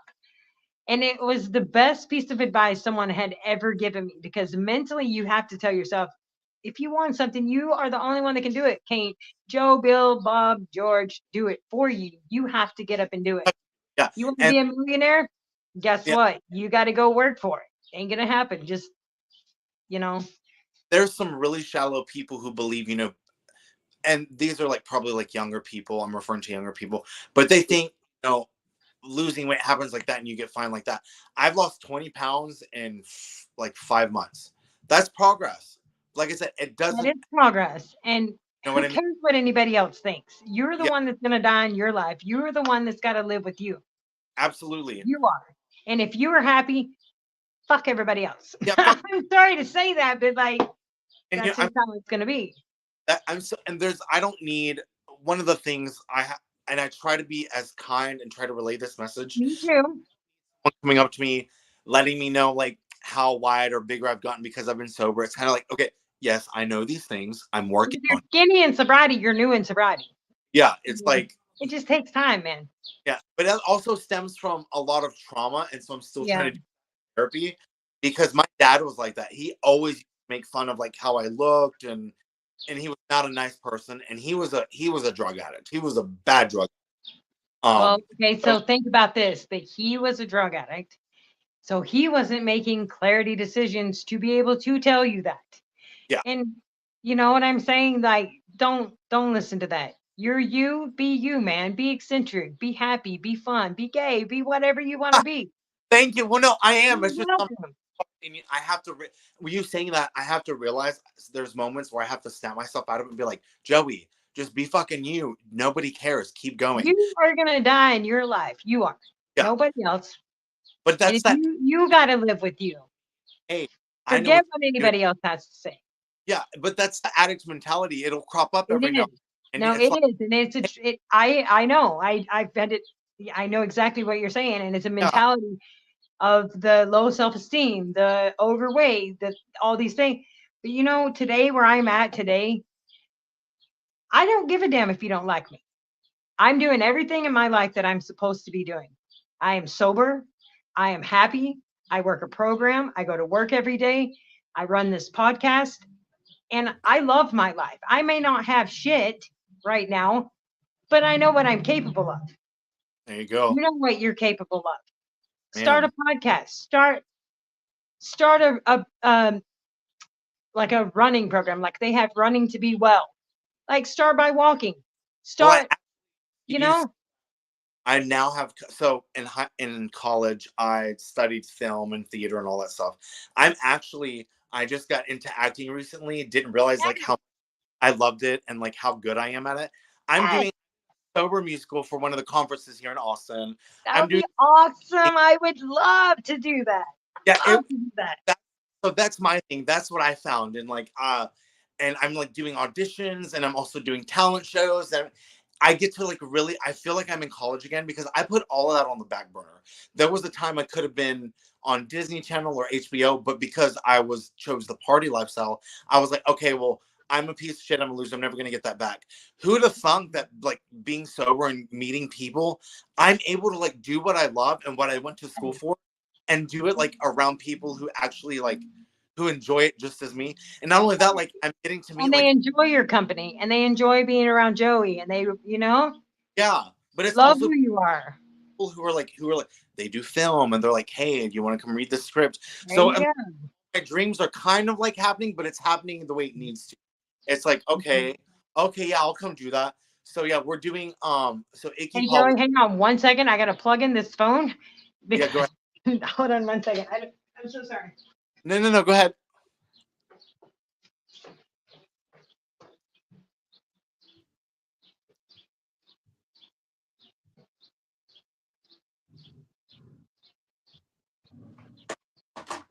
Sorry, I'm coming.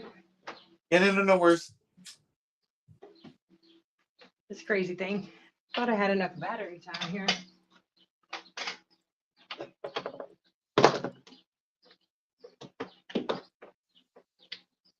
Usually I have all this prepared here.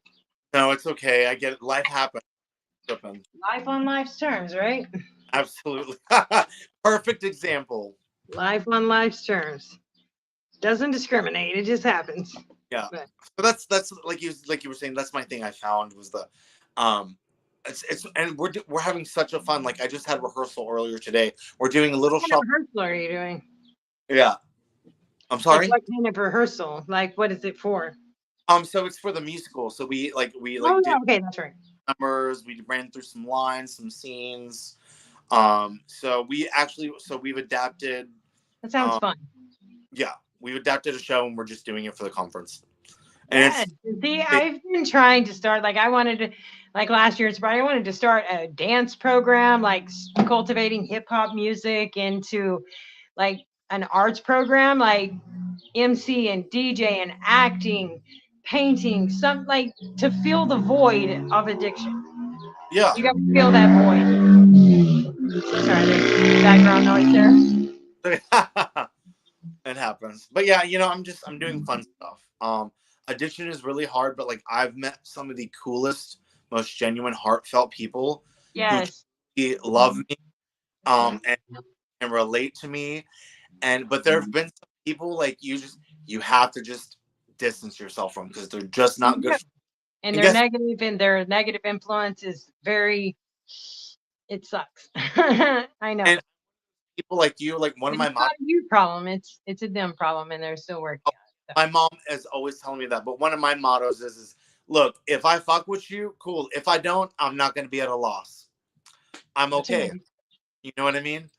Yeah. I'm okay. I have too many friends already in sobriety. Like Yes. making more is not going to kill me. Right. So and And it's just and they're still working on them. We got to remember that they're still working on them when they're negative or bitter, and say, "Come on, my brother or sister, come talk to yeah. me." And sometimes it just may be something they want to vent about, or their negative energy. It's not a you thing, but you can feel that negative energy. Like I know I can feel it, but Yeah. But honestly, to believe it or not, one of my best friends to this day, we met in rehab. We absolutely fucking hated each other when we first met. And today, about 7 years later, we are the best of fucking friends. We're like two that's pieces, awesome. and it's crazy how that happens. Like we just, it's like whatever, cool. And honestly, it was more him. He hated me, and so because he hated me, I was like, well, I don't like him.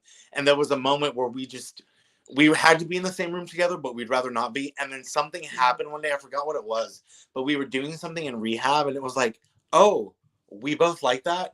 Hey, and like we live together now, and it's the crazy. It's It is absolutely crazy. yeah. It's like, but sometimes I think like when people don't like genuinely, like, because I have girls, like I have this high bubbly, high energy, without drugs. I have this bubbly personality and I'm friendly to everyone and I hug everyone and everything. And some people are just like they hate it and it wakes up their inner demons and it's just something that they're lacking in themselves, I believe, is why that they do that. Not always. Some people just are assholes, but we I've can't control like experienced, this serenity prayer. I've said over 700 times in the last 2 years. I lot. yeah, I So totally we get. can't change what other people do and say. And I'm one of those people who I would say I'm the extra. I'm the extra queen. I do a lot of yeah, extra, that's okay. and which is Yeah. fine. And I How because would you want to be like everybody else, yeah, right? yeah, I love doing those things. But there are some people, and I think it's so funny. I'm just not their cup of tea. And if I know they're not my cup of tea, and this is just me being Joey, I'm still gonna do it. And eventually, like they'll either fade themselves out or they'll actually accept Right. that and really fall in love with me. And I That's love right. that. Like, You know why what? don't you get to know me first? Like, Yeah, that's like me. It's okay if you don't like me, but I'll still continue to accept you for who you are because it's who you are. yeah, absolutely. So, So but I hope you have a blast. And I'm sorry we didn't get to tell much of your story tonight, but no, we're I've definitely going to do done this again. And I yeah, want to hear some updates about your yeah, musical. And I would love to join it sometime. I'm going to be coming home to Texas sometime soon. And yeah. I would love to get together with you and like maybe come check out that musical. Yeah, I mean, like, just let me know, like, when you're here. But I would love to do this again and maybe like tell my story from start to finish. Yeah, I'm sorry we got off track, but it was a good show. It's definitely a good show. It was. I mean, I love doing the whole like just back and forth thing. It's actually me being catty and sassy. I love doing that. It's just like Yeah. let's have different ideas with the similar ones, and but I've done these where I've told my And this story. is like the first show that like someone has actually kind of let me do that because I hear a lot of, and I do. I want to hear your journey. I want to hear all of that, and they don't understand this crosstalk. But it is a podcast, and like I do want to ask questions because like I'm curious. So, maybe somebody else out there is wanting to know something Yeah, about, you totally. know. It's like a radio show when you hear the banter, but like, I've done so many of these where I've told my story. Today was just sort of like, let's just see what happens. I don't want to get into it. Let's like take a break from that. Let's just talk about different things and like exchange But ideas. be real, and What it I mean? and it be real, you Yeah, know. yeah. The like real, just real talk. Real I shit. have about 20 more minutes. Do you want to like? Oh yeah, no, I'm not rushing you off here. I was just Okay, yeah. I'm just so glad that you haven't got to tell much of your story. But if you wanted to do that, I would love to hear what you have to say. Like I said, I think I've talked about bits and This is pieces. not my show. This is our show. Yeah. But it's there's so many different things you can do. So I'm also a volunteer with the Phoenix. I don't know if you're familiar with that. There are I've sober heard of it. yeah, and they do free events for drug addicts and alcoholics, like 30 events a week. They're free. You just show up. You got to have 48 hours of clean time. And The there's rock climbing, hiking, yoga. They do camping trips. They do oh, wow. their party. They do all kinds of stuff throughout the week, and it's really fun. There's so much to do when you're sober. Even Yes. like a sober party like we're having. I don't know if anyone knows this, and maybe you can relate to this too. Look, we used to fucking party when we were on it. Imagine sober fucking drug addicts and alcoholics throwing a fucking party. Do you know Right. how fucking fun that is? We still know how to party. You know, you know And what I mean? you in Texas. What? Everything's bigger in Texas, right? Like the gays, we go all the way, girl. Like you want to I sparkle, already got your know. sparkle. I already know. Yeah. It's I super, used to wear wigs with them, so like I already know. but the party is, I will have to say, like going to sober parties, like I went to a Christmas party and a Halloween party last year, like 50 to 100 drug addicts, alcoholics. I had never had so much fun with people like jumping, Right. dancing, and sugar and Coke, soda and candy, and then food, and it's like we're all caffeined up, so it's like we're high, but we're just like enjoying it, and people are like Yes. have so much fun sober. I'm like, it's because we still know how to party. We're just not partying with the parties, It's not like we don't know how to throw a party. or just Just not everybody's not running in a circle this time. just Like favors this time. You know what I mean? looking out the windows. Oh, you don't have to look out the windows, guys. I'm just kidding. Oh my It's a god, bad joke. I'm sorry. porthole, your hotel room. Yeah, I get it. Flip that around. Yeah. I hate, honestly, I did not like those people who looked out windows. I was No, I wasn't one of those, but like what in God's name are you looking out? get away from the No. window. Oh man. But I mean, I'm not cracking on anybody that did because like drugs take us all to a different It place. They take us was- all to a yeah. different it was a place. pet peeve of mine. I just did not like it. I'm like, get away from the window. Get away from the window. I'll give you some more dope. Or it was stupid shit like that. Just to It keep them, makes you because more paranoid. look out the window. Like you draw attention to that, and I'm like, get away from the window. Stop. You look suspicious. Well, there's people. No, there's not. You're good, man. But you know as well as I do that sometimes that you do see things like Yeah. you were saying. Now We that can't control them all. I don't even like. It's a whole nother ball game. Just let them do it. Whatever. I totally get it. It's just that whole world. Like I don't miss that. Like you said, I have so much fun with my brothers and sisters in sobriety today. I'm very, very happy where I am today. And they come through for me, the good, the bad, life on life's terms. They come through for you when you need them the most, to like, I couldn't even get a cigarette from someone.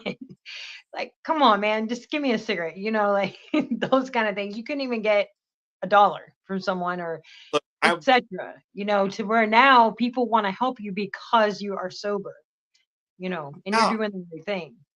and honestly, so I spent all day yesterday in San Antonio, which is right down the road from Austin. For those of Oh you yeah, I'm well aware. who live I in love South, San Antonio.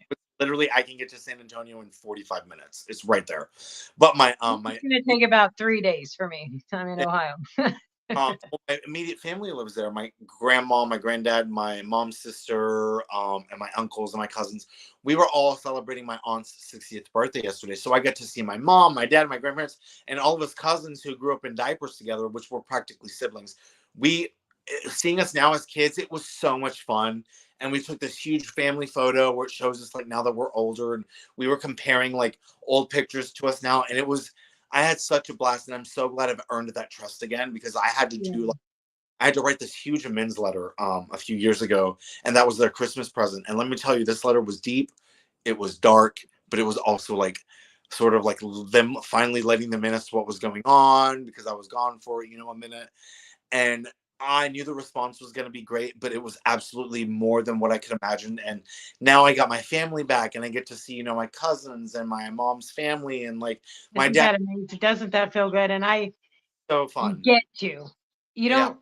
They don't have to. You get to. I get you. And by the grace of God, you get to. There were so many tears when I read that letter, and I was not expecting that, especially the men in the family. They were just like, you went really there. I was like, I told y'all I had to read y'all something. I love you. Please, like, I'm sorry, blah, blah, blah. Please forgive me. You don't have to. I just hope this letter was. And then there was, cake and crying, lots of food. Making crying. Love it. The best. Cake and The crying. best. Asked for, yeah. Cake and crying. And it was grandma made cake, so Oh yeah. Oh, I love it. Like I laugh so much with and it's just like sometimes it's the stupidest stuff, and I am always laughing. I'm always happy, but my health is better because I laugh all the time. My mentality is better. My life is better. Everything around me is better. You know, yeah, laughter is my medicine. laughing and like so someone scares you and it like you get a thrill out of it. Yeah. Laughing scared is so good for your dopamine that Yeah. and that's what people like when I'm scared and it's a good one. Of course I'm gonna scream, but then I'm just gonna start laughing because I'm like, that was really good. I'm a pussy. Like feel those things because it's good and it's funny and it's like this was really fun. So it's Yeah. good for your dopamine and it's a good natural drug. And when you feel the high of like laughter and all those things, it's wonderful. It's Yeah, sort and you of, don't, and it doesn't make you paranoid, and it doesn't make you do dumb things. I mean, I've laughed so much in sobriety that I cry, like from laughing, and it just feels so good. laugh, yeah, and you start crying. Um, Yes, Another good like natural high, I'm gonna tell you, because I forgot how much I miss performing. When you yes, get done I know. and the audience just cheers and uproars, it is the fucking high. After the Yes, it is like, oh, I want more. Like, oh, yes. you know what I mean? It is Keep a going, dude. Keep it's going. high, yeah. It's such a good high, and I love it. I I absolutely agree. It's like that. You're just going along, and like it's that pat on the back. It's like, hey, you did a good job today. You just sometimes need to hear that. You sometimes just need that for your love language, your fulfillment of your own life. You just need somebody to come out and say, "Hey, I'm proud of you," or "Hey, you're doing a great job." You know. So I am very proud of you. Very proud of you, thanks. I'm proud brother. of you. You're doing a podcast and also like doing And a I started it from a sober house, which is cool. yeah, that's really and that makes it even better. I think that's what makes this energy, the energy we're having right now. I think Yeah, it makes it just more authentic and real. We're just kind of like it, I mean sober and house, it is real. like we're just kind Yeah. of in a being sober, which is really, really great. Yes, and you're all the way from Texas, and I'm in Ohio, and this is that energy connection force field. Like I love it. Because we're on the internet, we're technically in the same spot, just in different places in the world. That's right. That's Both right. spot. And we're sharing our experience, strengths, and hopes with everybody that is watching or will be watching when the show airs. It's airing right now, but I'm saying like when you post it and etc. Yeah, So I mean, it's live on my Facebook, so whoever's watching is probably getting a kick out of this, and knowing who loved just see Joey in his element, they're probably just like giggling and like having a good time just watching. you know what? Because I get joy out of seeing someone in their happy element. Like I love like people will sometimes like, oh, you try to be better than everybody. No, man, I want everybody to be a better them. And what I makes love. me happy is that you're happy right now. I don't even know what you're laughing at, but I'm gonna laugh with you. Well, there'll be moments. Like, there'll be moments where it's like I just want world peace. Like I just want Yeah, to. You like know can what? we all get along? I tripped actually the other day at work because I work in a restaurant. And my foot did something wrong and I slipped, and I just walked away and started cackling. And the customer saw me and like we locked eyes and then we just started cackling together because it was See, isn't that the moment that yes. and it was love those moments. It's like, did you see I that? do too. About it. Like things that used to like embarrass me and I would shy away or and now it's those moments I'm like, and it's I own my shit now. Like I take You have, ownership in my shit. you have to, you know what I mean? You have to in order to go forward, you have to take ownership in your bullshit, you know. That means I'm not gonna co-sign anybody else's bullshit if they're on it. Right. Yeah. And the family I have today, my family's always loved me, but doing the amends and after Yeah, I came back and was like sober for a little bit, doing that, they got so much more love and respect out of me because they yeah. always loved me. It was just the drug telling me that they didn't. And like Because now we lied to them for so long. yeah, and now we're just so much more closer, and they love me for just being Joey. Because why? Because I'm their Joey. Like I'm That's their right. And that's grandfather. all they want to see. Yeah, and I'm just They their just want to see your true authentic self. yeah, and they love that. And I showed up yesterday and was just kind of goofy and was just kind of doing the Queenie things I do, um and it's so great that I'm starting to be more myself. You Um, should be. I just love it, and it's such a thrill that I get to just be myself. And for a long time, because of the delusion, I thought like being gay was like wrong to them, but that's not true. They are literally what I feel like real like spiritual Christians should be. They're so about God, but they're also so about loving as many people as possible. Right. So like they always say, never compromise yourself for anyone. Yeah, Never change yourself for anyone because you're a child of Almighty God. yeah, And we are all born the same way, two yeah. legs coming right out, you know, But the delusion I built, and I've figured that out once I right. realized, And that's mental. yeah, it was the It's, drugs. They've and always loved. we fear the things that we don't know. So, like when you talk about the gay society and stuff like that, it's because the outside society doesn't understand, just like they don't understand addiction and alcoholism. They don't understand because they haven't either experienced it and you're not them. They're not us and we're not them. Yeah, So we tend to gravitate towards the things that we can relate to. We gravitate towards like somewhere where we fit in, some which for me, like that is my programs and yeah, this podcast. And it's because I'm not gonna stop being me because somebody else doesn't like it. I'm not gonna stop being yeah. my true authentic self. And it's like I never want you to stop being your true authentic self.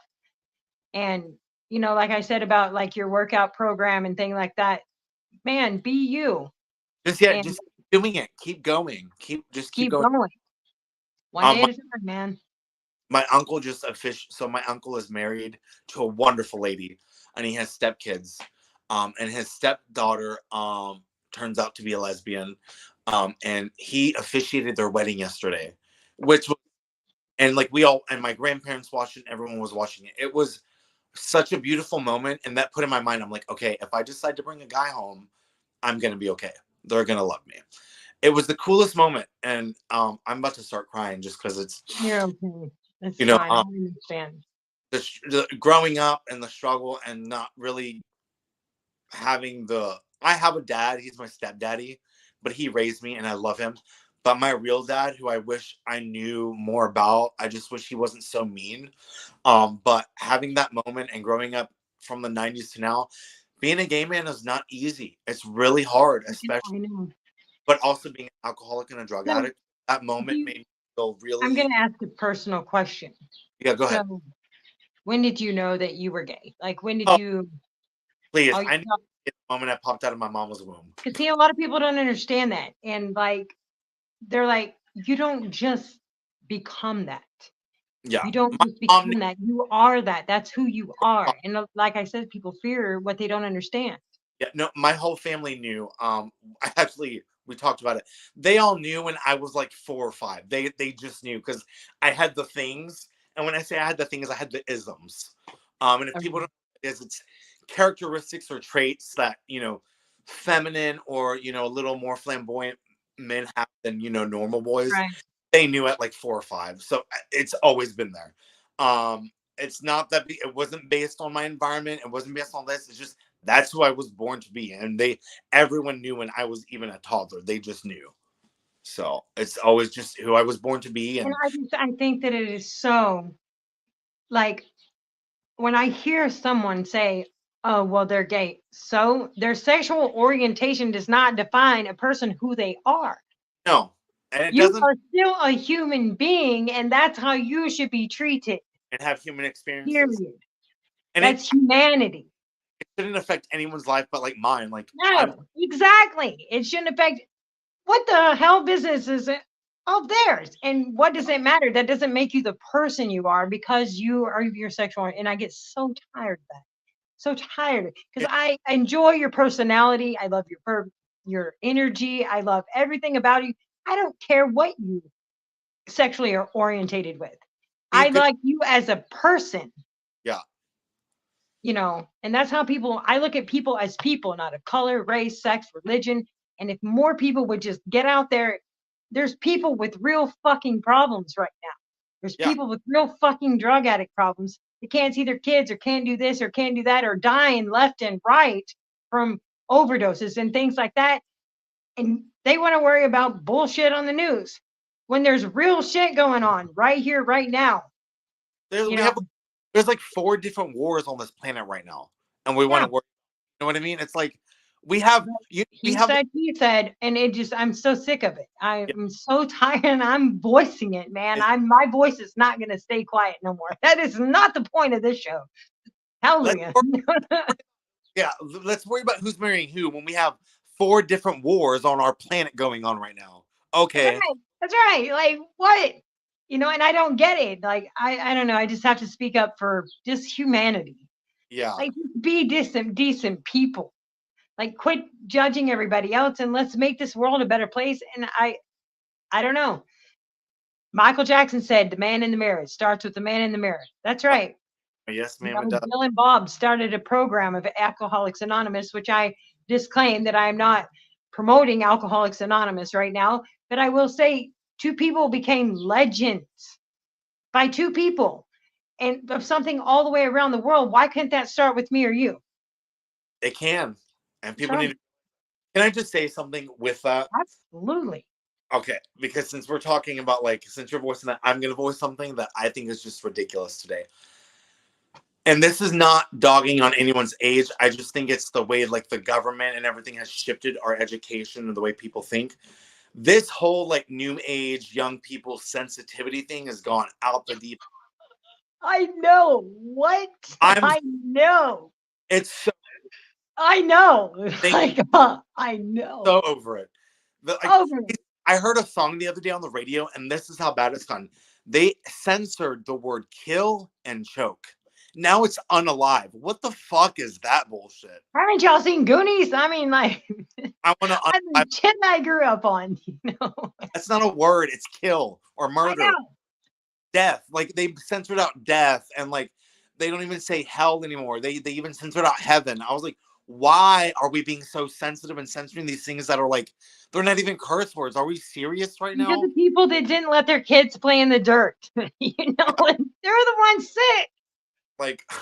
I needed to voice it because it's so ridiculous. No, I agree, but it's also, we're on a podcast right now, talking all the way around. Granted, back in my day, you wouldn't have been able to do something like this, except if you were on the news being aired somewhere, and that person actually had to be there, or you had to call them on that corded phone, But a lot of things are being influenced, not only through the television, through everything we watch, but the cell phone.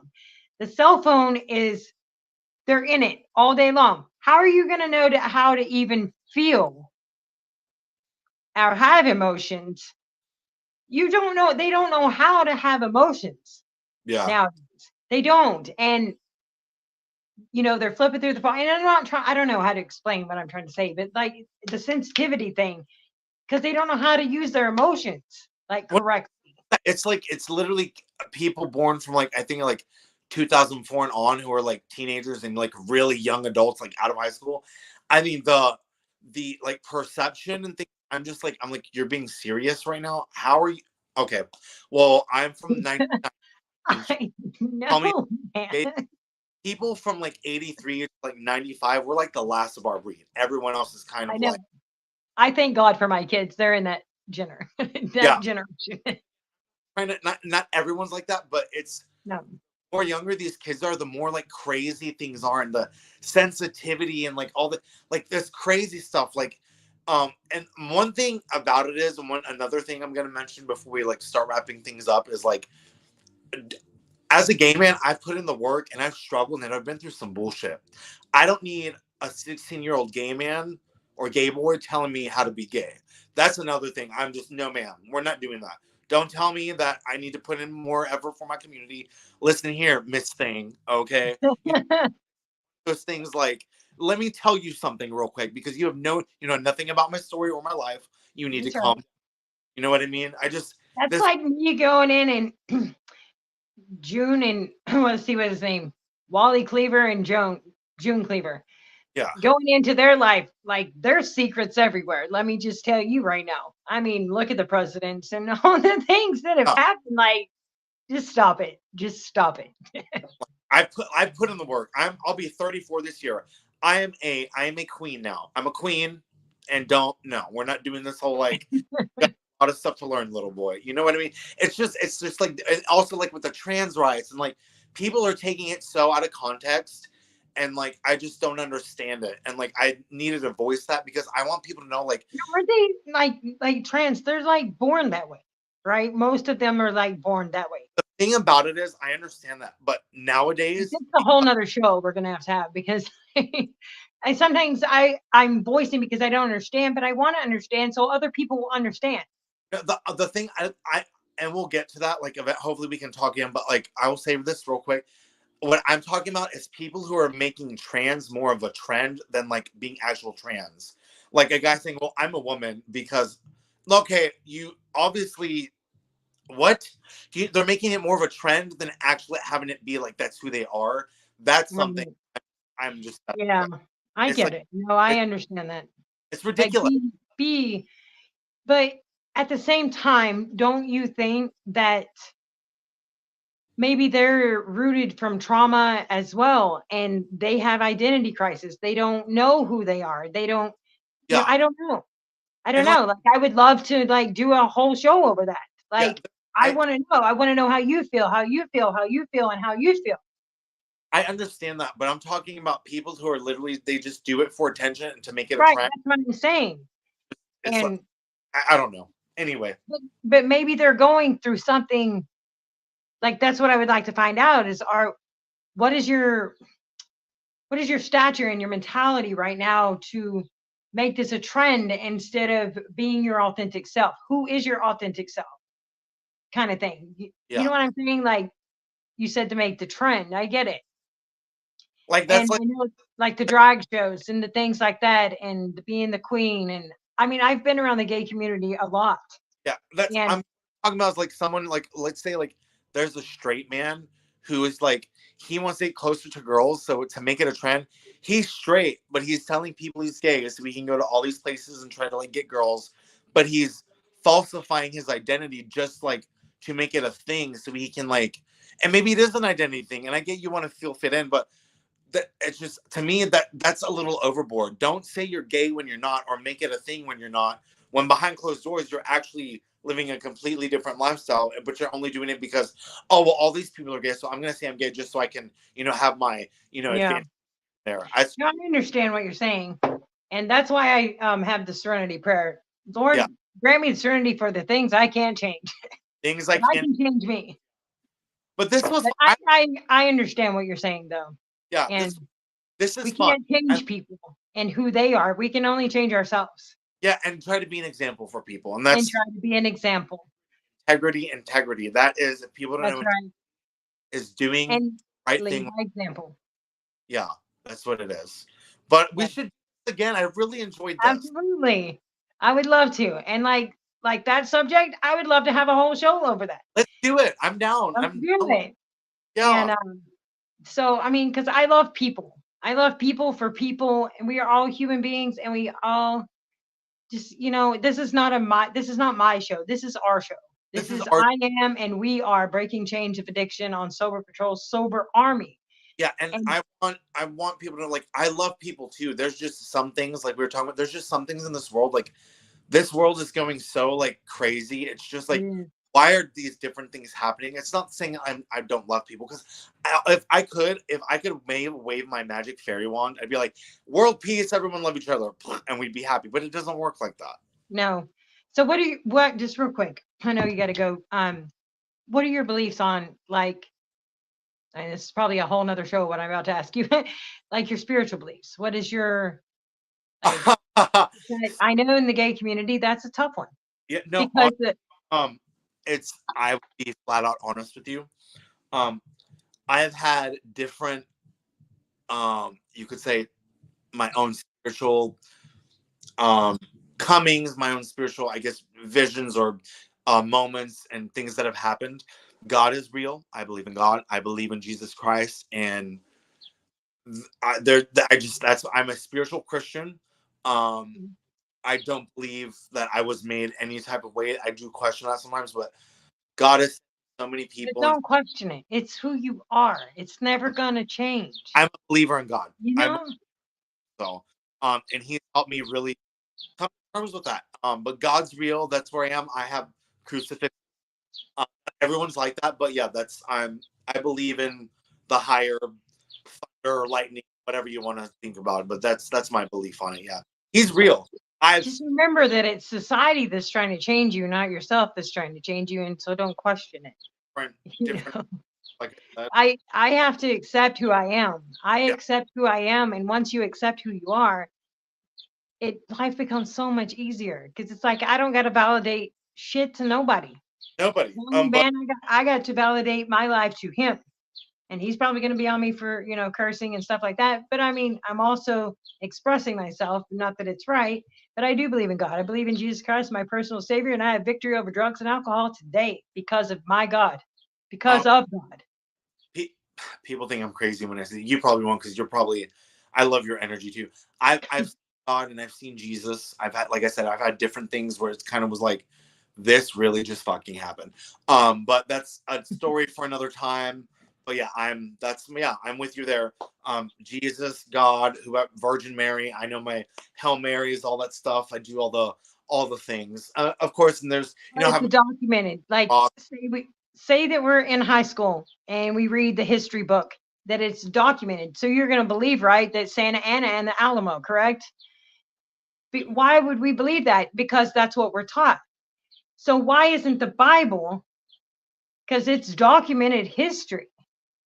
And I just don't understand that. But that's a whole nother show. That's a whole nother show that I guarantee is going to raise some flags right there. But let's get into it. Let's do it. Let's do this. I think I want to talk about everything everybody doesn't want to talk about. I want to open up the floors for comments right now. I will say this. I believe that it's the reason that is the way it is because it's our government and we just have a lot of evil people that need to go. We do. And not like Satan is the ruler of the world. It's biblically said that Satan is the ruler of this world. And maybe my job is by one to be that angel in disguise to people that need help and that need to just be listened to or just be heard. Yeah.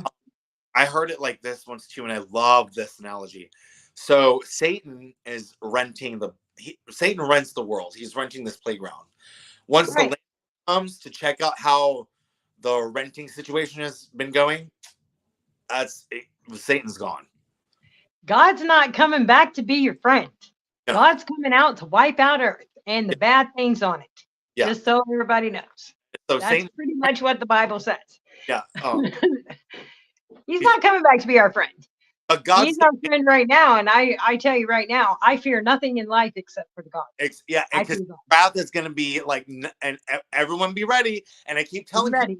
y'all just don't know. I'm telling Right, you, don't know. Don't even know. like you think. Wait till God gets pissed. It's like when you piss off Oh like yeah, bitch. that's Like, what I fear. Yeah. That's my fear right there. You better believe that, buddy. Oh Thank yeah, you. God's the landlord. Satan's just renting. That's Watch right. out. I love that. I love Watch that. out. God's the Absolutely love that. landlord. That's right on, man. You think Satan's bad? Wait till the landlord comes to clean house. Oh, buddy.